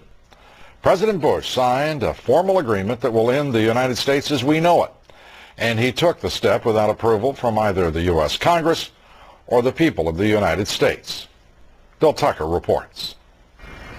The Security and Prosperity Partnership of North America sounds benign, hardly like a policy that critics call NAFTA on steroids. It's a deal that few have even heard of. It's being done again by very few people at the very top on behalf of the investment class, but the working class of people, political officials across our country from communities, from cities and so forth, they don't know anything about this. Yet it was agreed to by Mexico's President Fox, Canada's Prime Minister Martin, and President Bush in 2005. Administration officials counter their critics by saying everything about SPP is on the White House website. And they say the partnership is not a treaty, but more of an outline of priorities between the United States, Mexico, and Canada. Still, some wonder why there haven't been public discussions about the goals being pursued. You know, I was asked the other day about whether or not I really thought the American people had the stomach to stand up and stop this nonsense, this direction from a group of elites in absolute contravention of our law, of our Constitution, every national value. And I hope, I pray that I'm right when I said yes. But this is beyond belief. Look what happened in Europe. The people that voted down the European Constitution wanting each country to stay sovereign. Yet the private central bankers are pushing the governments forward to make this Constitution happen, even though the people voted against it and clearly do not want a world government nor one European government.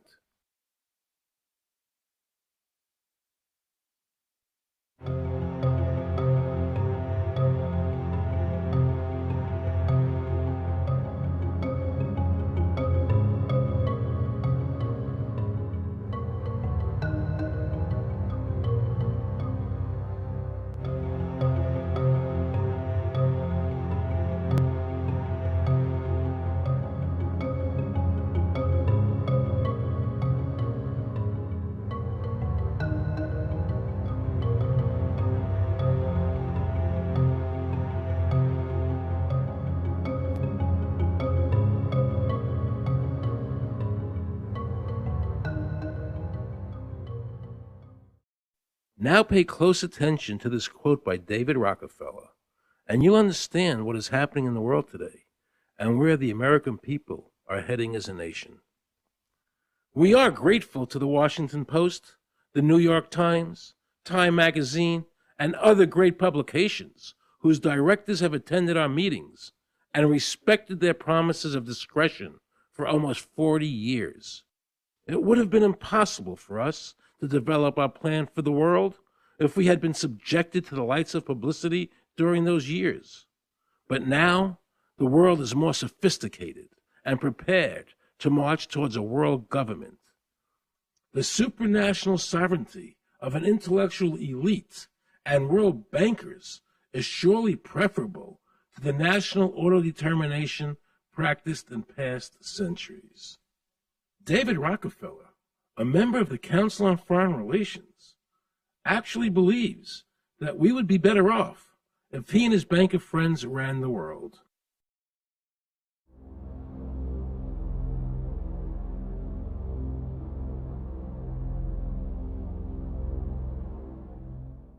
Benito Mussolini had a great quote about fascism. He said that fascism should be called corporatism more properly because it's the perfect merger of power between the corporation and the state. That's how he defined fascism. And that's what we're seeing here. The media controls the information that a person gets. In various ways, they can make sure that the average American watching the tube or reading the newspaper is going to come out with a certain mindset. He's going to say, this is good, that's bad, and that's all they have to do. You look at the ownership of corporate media in this country. Who owns CBS? Viacom? Who owns NBC? GE? Who owns ABC? Disney? Americans have been taught to expect their salvation from government instead of recognizing government as the most dangerous threat they'll face in their lives. And the United States putting together a constitution now for Iraq. You know, why don't we just give them ours? I mean, think about it. It served us well for over 200 years, and we don't appear to be using it anymore, so what the hell? You know, let them take it.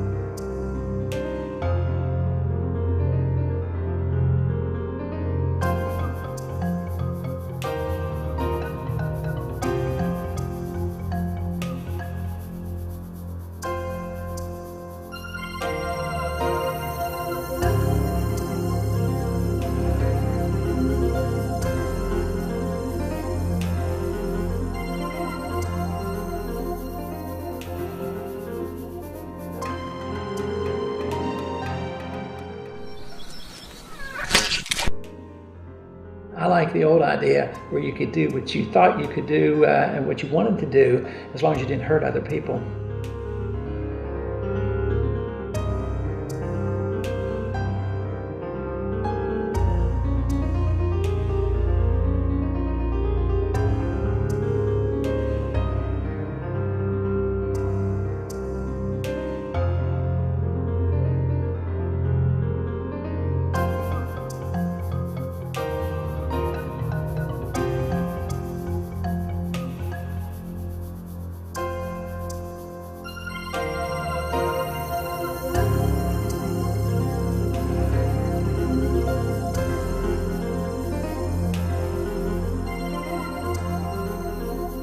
I think that the ultimate choice that's being presented to mankind is that it's time to either evolve or perish.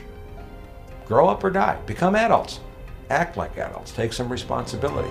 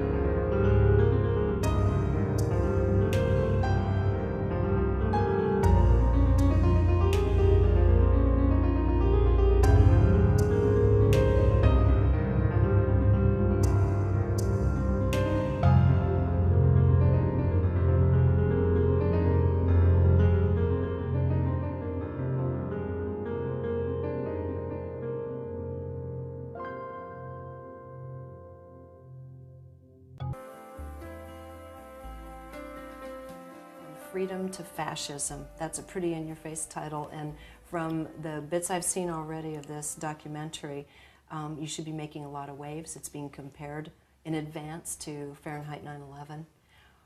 Just give an overview of what you're trying to do, a summary of what you're trying to do in this movie, and then we can get into some specifics. Well, I think what I'm trying to do is obviously is wake America up. That's why I use that title, because that to me is the truth. It's the honest title. A lot of people said, don't say fascism because it's going to scare people, you know, but the truth is that it is fascism what's happening in America. Only people don't know what fascism really means. Fascism is actually the synergistic effort of big government and big corporations working together to stifle the people. And that's what we have in America today. I mean, if you asked Mussolini what fascism was, he would say it's really corporatism.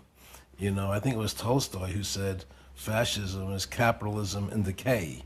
Yeah, you know? Corporatocracy, is that another word they use for it? Yes. Exactly. So what's happened in America is that the corporations have taken over, and the largest corporation of all is the Federal Reserve System. And people don't think of the Federal Reserve System as being a corporation. I think it's a formal governmental entity. Exactly. I think it's a government agency, and it's not, you know. It's a cabal. It's a partnership between the government and this private bank, and this private bank is a Delaware corporation, who in 1913 was given the authority, the concession, so to speak, to make money for America, to issue money, issue dollars. Up to that point, it was the government that could do that, and local banks that could do that, and money had a gold and silver backing. And what happened was in 1913, the Fed took that power away from the government, or the government gave it to them. Mm-hmm. Did a deal with the banking industry. Right, they did a deal with the private bankers, the Rothschilds and the Rockefellers and all those people. And by doing that, the government, when it needed money, now had to borrow it from the Fed and pay interest on the money. And they brought the income tax into being then, so the interest to these bankers could be paid. So essentially, because of this corruption, this fraud, the bankers got the right to make money, and the American people had to be taxed so they could pay the bankers, so the government could pay the bankers the interest. Whereas if the government made the money, there'd be no interest to pay. You see, and if it had the gold backing that it's supposed to have, it would limit the amount of money that could be printed. You see, so in 1913, the change began to evolve in America. And in a way, my movie could be called The Two Frauds of 1913, the IRS, you know, the income tax and the Federal Reserve, yeah. There are so many roads to go down. One of them you were talking about was it did limit the growth by having actual gold, an actual gold-backed currency. Right. Most people don't understand we do not have a gold-backed currency anymore. Do you want to talk about that a little bit? Well, we can. I mean, I don't know if people find that interesting. Well, but I find it interesting. I mean, everyone thinks we have Fort Knox filled with gold, and that's basically the backing to our currency, that we're stable. No. Can you talk about the truth? Sure. The truth is that, first of all, there probably is no gold in Fort Knox. I say probably, even though I'm sure there isn't. I say probably because I've not been in there to see it for myself.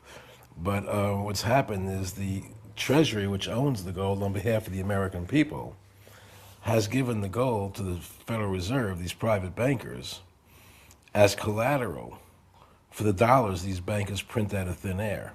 So the bankers have basically swindled, with the cooperation of the Congress and the government, the bankers have swindled the American people by taking all our wealth, the gold, and giving us a piece of paper that ultimately has no value. It's just a piece of paper with no backing to it. And, you know, it's just a situation where the people of America don't understand that because they believe that gold still backs the dollar or silver still backs the dollar, and it doesn't, not in any way. So what you have is what's called a fiat currency. And this fiat currency, the Federal Reserve can make out of thin air all they want. And because the Federal... Paper's cheap, ink is too. The thing is, you don't even need the ink anymore. Let's say each dollar printed, or each $100 printed, costs 3 cents, okay? But now you don't have to spend the 3 cents because they just use digits on a computer. Mm-hmm. So you don't even have paper anymore. You just have these digits.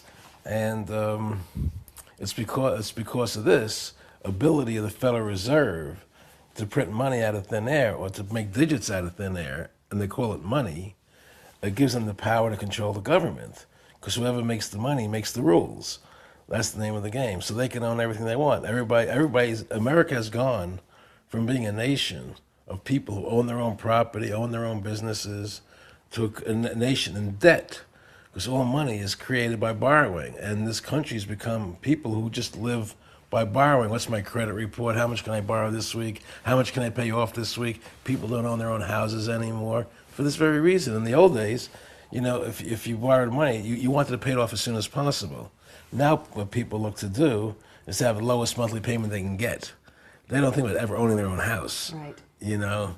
That's right. And it's all based on a credit system. It's all based on a credit system. Excuse me, Mike. It's all based on a credit system because the Federal Reserve System is one that encourages debt. That's why you get credit cards in the mail all the time, borrow money, you know, go to college, borrow money. They bring you into the system at a very early age. And once you get into debt, you never get out, basically, because between taxes, the income tax, the interest on your debt, and inflation, you can't get out from under. It's very difficult for anybody, unless you're very, very wealthy, to ever survive in this country and own anything, because they're always in debt. Think of the 3 I's. Interest payments are very high, income taxes, and inflation. Inflation is the silent tax that people don't recognize, the loss of their purchasing power. If you look at the dollar bill, from the time the Federal Reserve came into being till today, the dollar is now worth about 4 cents from a dollar. Right. I mean, houses today... Even in my lifetime. Yeah, I mean, houses today cost $1 million. It's like nothing. That's right. In the old days, my father bought his house in 1954.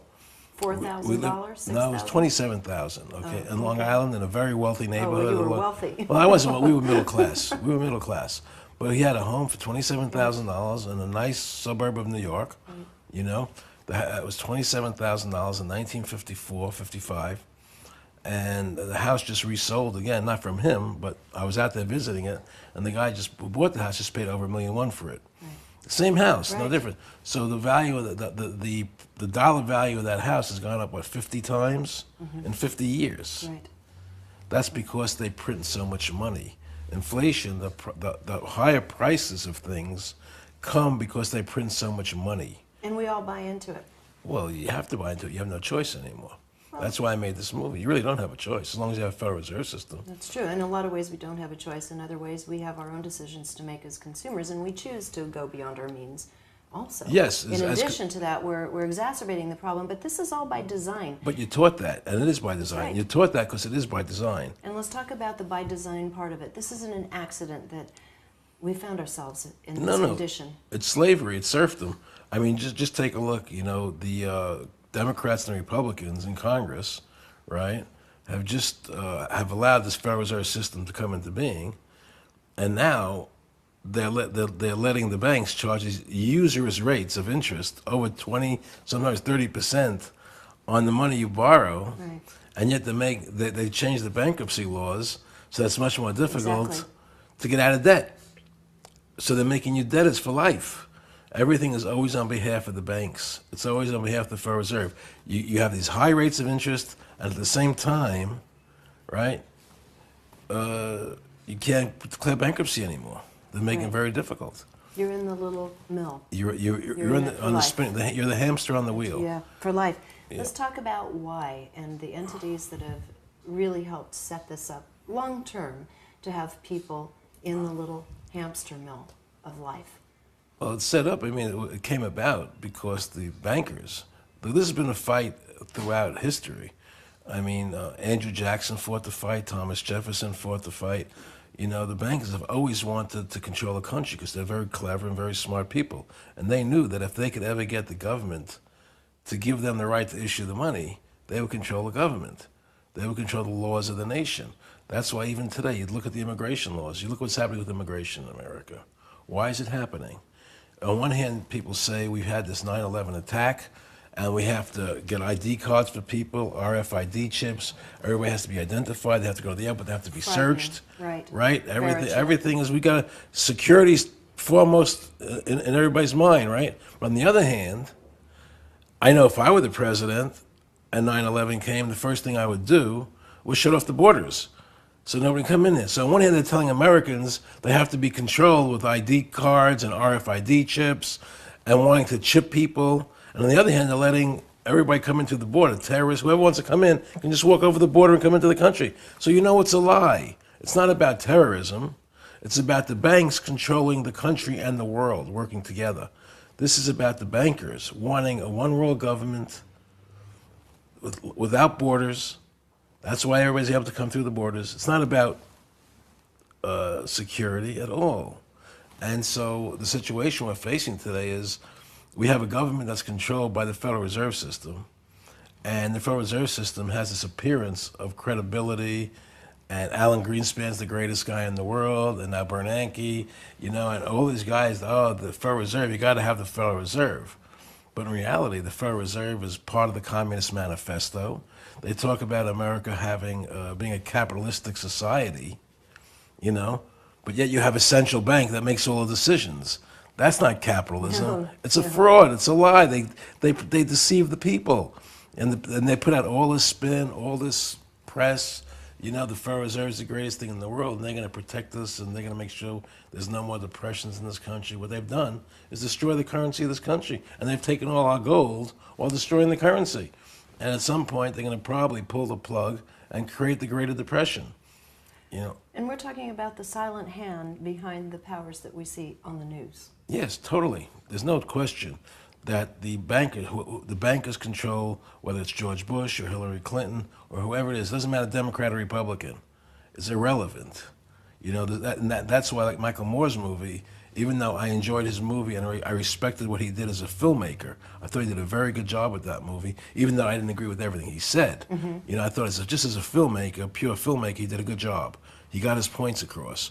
But on the other hand, what he did do was play into what the powers that be want him to play into. How so? He played into it because it was Democrat versus Republican. Keeping it more local than it really is, smaller. No.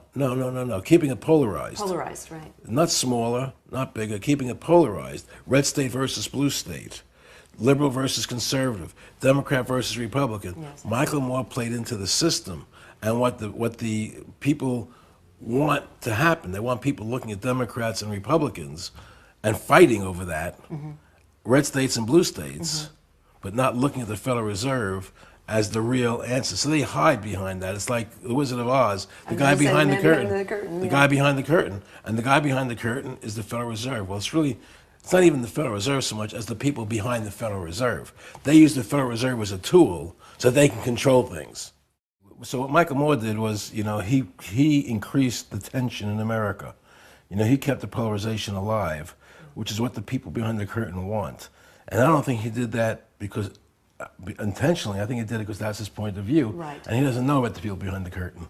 And my picture is more about where the real power lies, that it's not Democrats and Republicans, they're just puppets. Right. And my movie goes after the system and how the system is functioning and operating today and what's really going down, why people are so dissatisfied and unhappy in America and around the world. And we try to address those issues and how to stop it from happening. And so what's happening is, and it's not only in America now, right. I mean, we have the Federal Reserve System here, but there are central banks all over the world, and they all work together.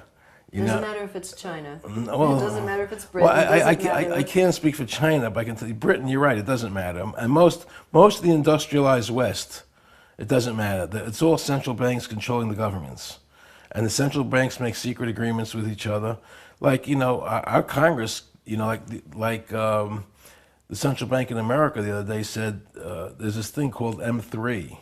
I don't want to get too technical here, but M3 is basically a measure of the money supply. The bigger the growth of the money supply, the less the dollar is worth. It loses value. The more you print, the more you have of something, the less it's worth, right? And so now they've decided they're not going to publish the figures of M3 anymore. They don't want people to know how much money they're printing. And they don't now that's something we have every right to know. Yes, we do, and we have large concerns. Yeah. They hit that magic number. Was it last month, the $8.3 trillion? That's just part of the debt, yeah. But that's part of it. But that's a big point to hit, isn't it? We have unfunded liabilities in this country of over $70 trillion. The 8.3 is just a portion of that. Yeah. So the real question is, there's so much debt in this country, they've got to keep things afloat. So they have to keep printing tons and trillions and trillions of dollars. And it's getting so massive, they don't want to let us know how much they're printing. Right. And we have no way to measure how fast we're going to lose the purchasing power of our money. And then on the other hand, if they choose to stop printing money, they can cause the biggest depression that ever happened in this country, in the world. And it's all in these guys' power. I don't want to give them that power. Right. And it's unconstitutional. It's wrong. Thomas Jefferson, James Madison, the founders of this country, fought against having a central bank. Right. It was one of the main objects that they fought against. And so we have this central bank controlling us and controlling the laws of the nation. And now you see the government talking about these RFID chips going in everything that can track you wherever you go. It's going to be on your license, your driver's license by May 2008. They're telling the states you have to put these chips in the driver's licenses. It's supposed to be in credit cards. It's supposed to be in everything in the future. And they're going to chip people with it. They're going to put it into your bodies. Right, and it not only in our bodies, in our wallets. You walk through but you walk through a turnstile and you have a barcode on something. The transaction's done. Of course, but I'm saying to you that it goes in stages first. So you can have it on your driver's license, you can have it on your card, but eventually it's going to end up in your hand. Yes. Right, it's going to end up in your hand. So you can have a homing device built into you. Right. They can track you wherever they want to track you, wherever you want. If you have a cell phone or if you have a GPS system in your car, they can do that anyway. They but can. It's just making it a lot easier. Well, I mean, you chip now, you're going to be chipped like a dog. Right. If I don't want to be chipped, I'm not going to be chipped. Right. But the fact is that you're not going to be able to start your computer, or you're not going to be able to have a bank account. And if you're chipped, then all money now becomes digitized. They can take the chips out of you whenever they want to. I mean, they can take your money from you whenever they want to. You have no say. And this isn't you owe us this much money. You owe us this much money, and they just take it out of your digits. Right. So instead, so you have no privacy left. Right. You know, I mean, if I don't want to have a cell phone, I can throw it away. If I don't want GPS in my car, I can get rid of it. Right. Once they want to implant you in it, and there's no more money, there's no more cash, and you're in a cashless society, you have to have that chip. And if you want to buy food, right? So, and if you protest like I do, if you fight what they're doing, they can just turn off my chip. I can't even buy food. I can't pay my bills. Right? It's total control. It's slavery. It's slavery. And these central bankers are doing that. And I'm not prepared to allow them to do it. That's why I made this movie. I want people to wake up and know what's really happening in this country and the world. That's what happened in Europe recently. They voted down the European Constitution, right? But they're not stopping.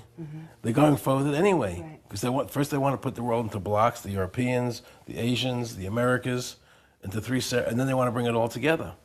I mean, it's a one world government where even voting has no more. It doesn't mean anything. I mean, think about your government. You want to live in a government where you have a say. That's why they say local government is the best government, because you have a voice.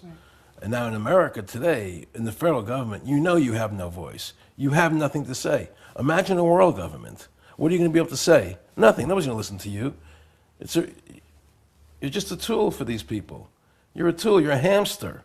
And they're going to suck you dry and spit you out. They don't care about you. And you're a revenue source, and I wouldn't mind getting into that because you come out with both guns firing about the IRS and the legality of the IRS. Yeah. This is huge. I've been reading about it for years, but I kept thinking, okay, I see what they're saying. However, they can still throw you in jail. Yes. Can you talk about the whole fraud of the IRS? Yeah, I will in a second, but you said something about being a revenue source, which reminded me of something, okay? I was friendly with one of the Rockefellers, okay? And he said to me one day, which just blew my mind. He said, Aaron, remember that whole thing with Women's Lib when it was the biggest thing I saw in all the magazines and television? Women's Lib, women have a right to work just like they had a right to vote, and you make sure that you have a right to work, and they fight for women's lib, women's right to work. He says, we were promoting that whole thing, you know, the Council on Foreign Relations, the Federal Reserve, because we want to get the women in the workforce. We want to be able to tax them.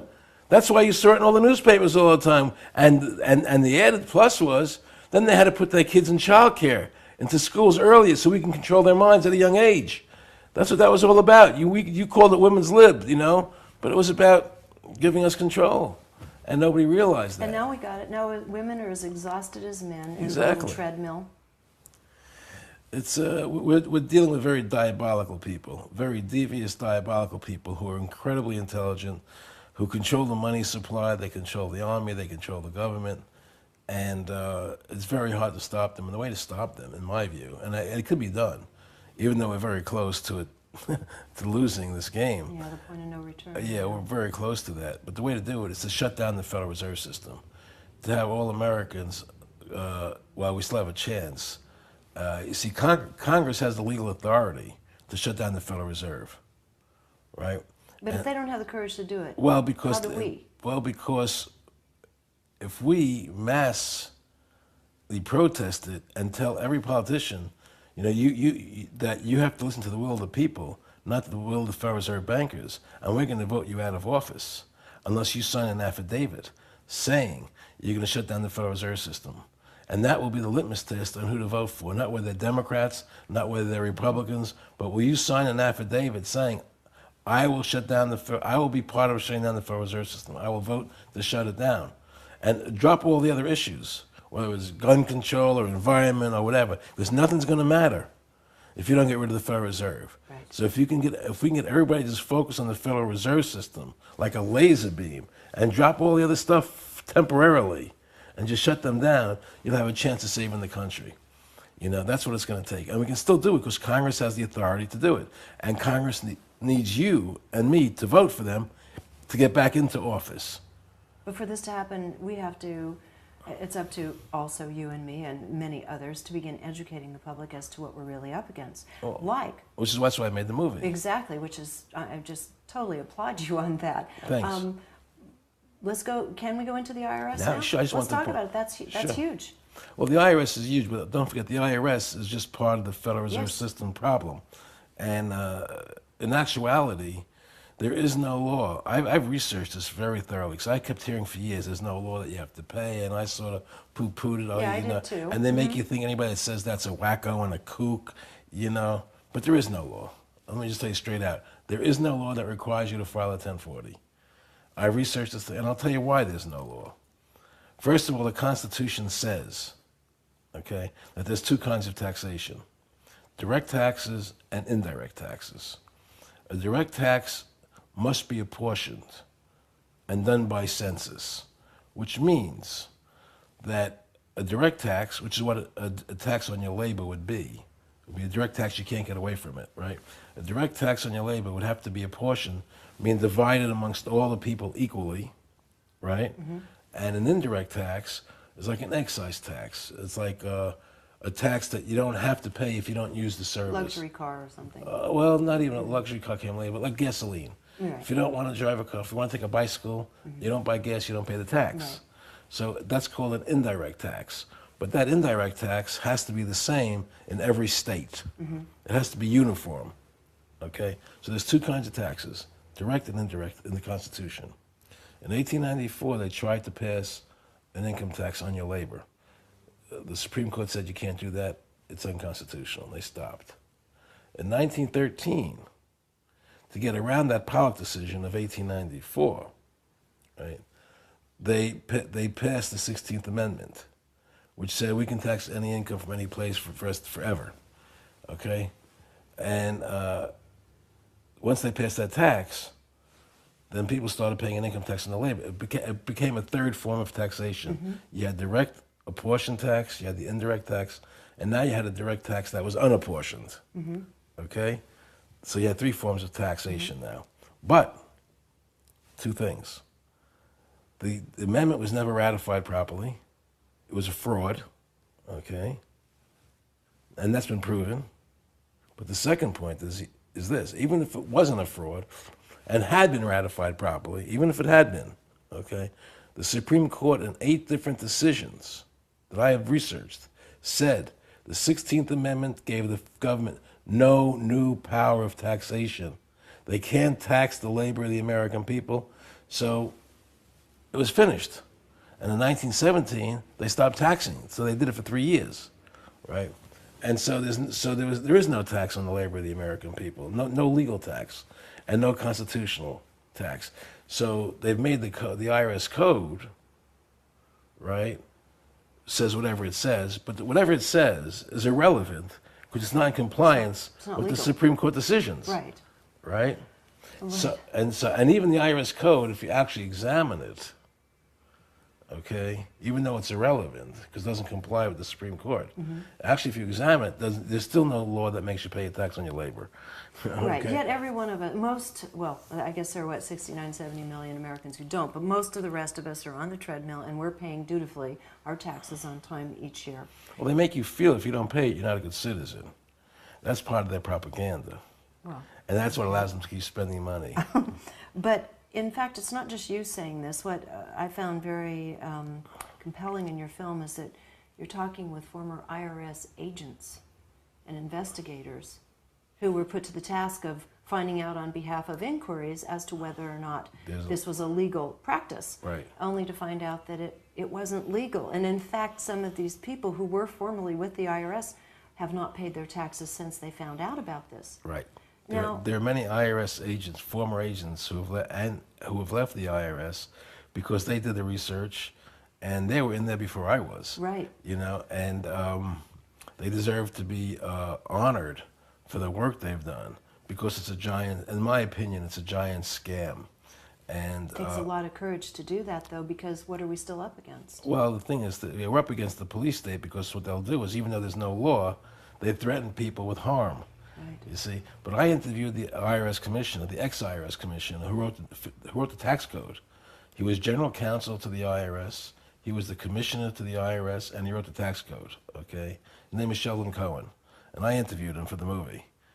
And in the movie, he says, Supreme Court decisions are inapplicable to the IRS.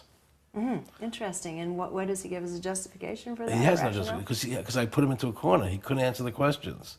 So he was forced, at the end to say it doesn't, Supreme Court decisions don't matter, which we all know is a lie. Right. So the IRS is not beyond the Supreme Court, right? So there is no law that allows the government to have a direct, unapportioned tax on your labor. Okay? Now, an income tax is defined by the Supreme Court as a corporate gain. Mm-hmm. You see, there is an income tax, but it's not a tax on your labor. An income tax is actually a tax on gains by corporations. Mm-hmm. That's the definition of an income tax in the Eisner versus McCumber case, if anybody wants to go look it up, right? And so, there's an income tax, but it's not a tax on you. It's a tax on corporations. Right.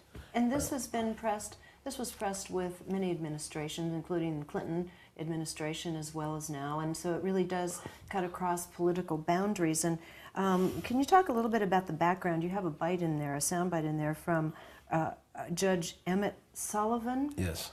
Can you tell about how that came about? It was really just a shocking statement. Well, what happened was that there's this group called We the People, and they served a petition on the government for the government to show the law that they're enforcing. We have a right to petition. Under the First Amendment, people have a right to petition their government to get answers to things. The government is the servant of the people, not the other way around. So they petitioned the government to get answers, and the government refused to answer the question about where the law is. So they went to court, and this Judge Sullivan said in his decision that the government does not have to answer the people's questions about where the law is. Now that is beyond chilling. Yes, we don't have a constitution anymore. We don't have a government run by the people anymore. We live in a totalitarian country today. That's the bottom line. We live in totalitarianism. And if you want to get it back, we have to get rid of the Federal Reserve System. We have to make people have the control of their government again. Before we're all chipped? Before we're all chipped. I know I'm not going to take an ID card, and nobody should take an ID card, even if it's in your driver's license. Because what they're going to do is say, well, everybody knows they need a driver's license, right? So we're going to put in the driver's license, which they can't turn down. Right. If you just had a separate ID card, you would say, well, I don't want that card, I'm not going to take it. If it's in my driver's license, I better get it because I have to drive. Right. So they're very smart people. They put you into situations where you have to take things from them. But even if it's in the driver's license, you shouldn't take it.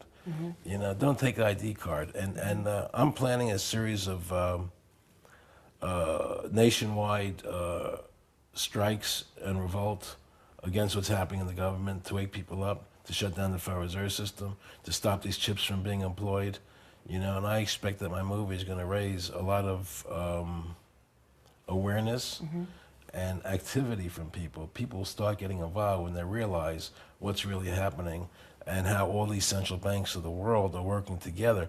I mean, sometimes you say the word New World Order, and people, oh, you're just a conspiracy nut, No, that's not true anymore, though, is it? Well, some people.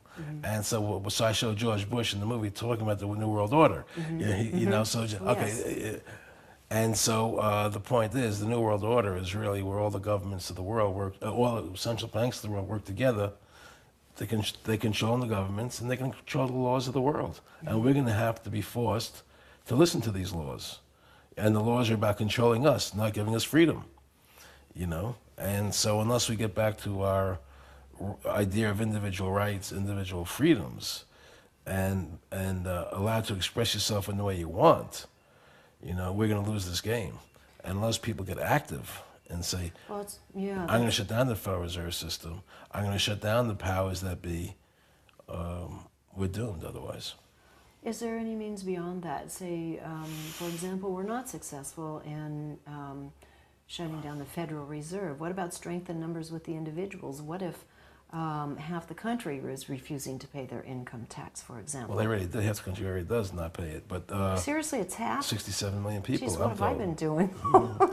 I'm told 67 million people by the IRS themselves aren't filing, but I don't think it's all because they were protesting. I think there's a lot of that just by default. They couldn't pay the taxes. By default, right. Or they're trying to skip it, or whatever, But I mean, even if we can't get the Congress to shut down the Federal Reserve System, then you shut down the country with massive strikes, get everybody to stop. I mean, you just get people, because people are going to begin to realize, because we're coming near the end game, and things are starting to accelerate. Right.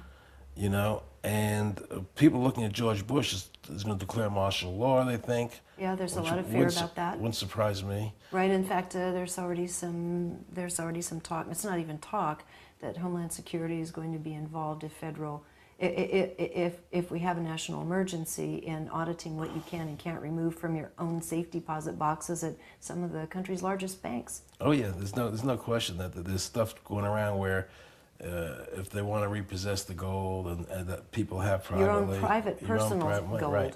That you won't be able to go into a bank vault without somebody from Homeland Security there with you to see what you're taking out. I mean, it's a complete takeover. There are executive orders out there that say the government has the ability to put you on a work detail. In other words, let's say you're a teacher in Oregon, they can put you digging ditches in Ohio. That's an executive order. They can relocate whole populations if they want to. These are real executive orders. I mean, the government is planning a takeover of the American people. I understand, and I know some of this to be true, but I understand there are 800 internment camps.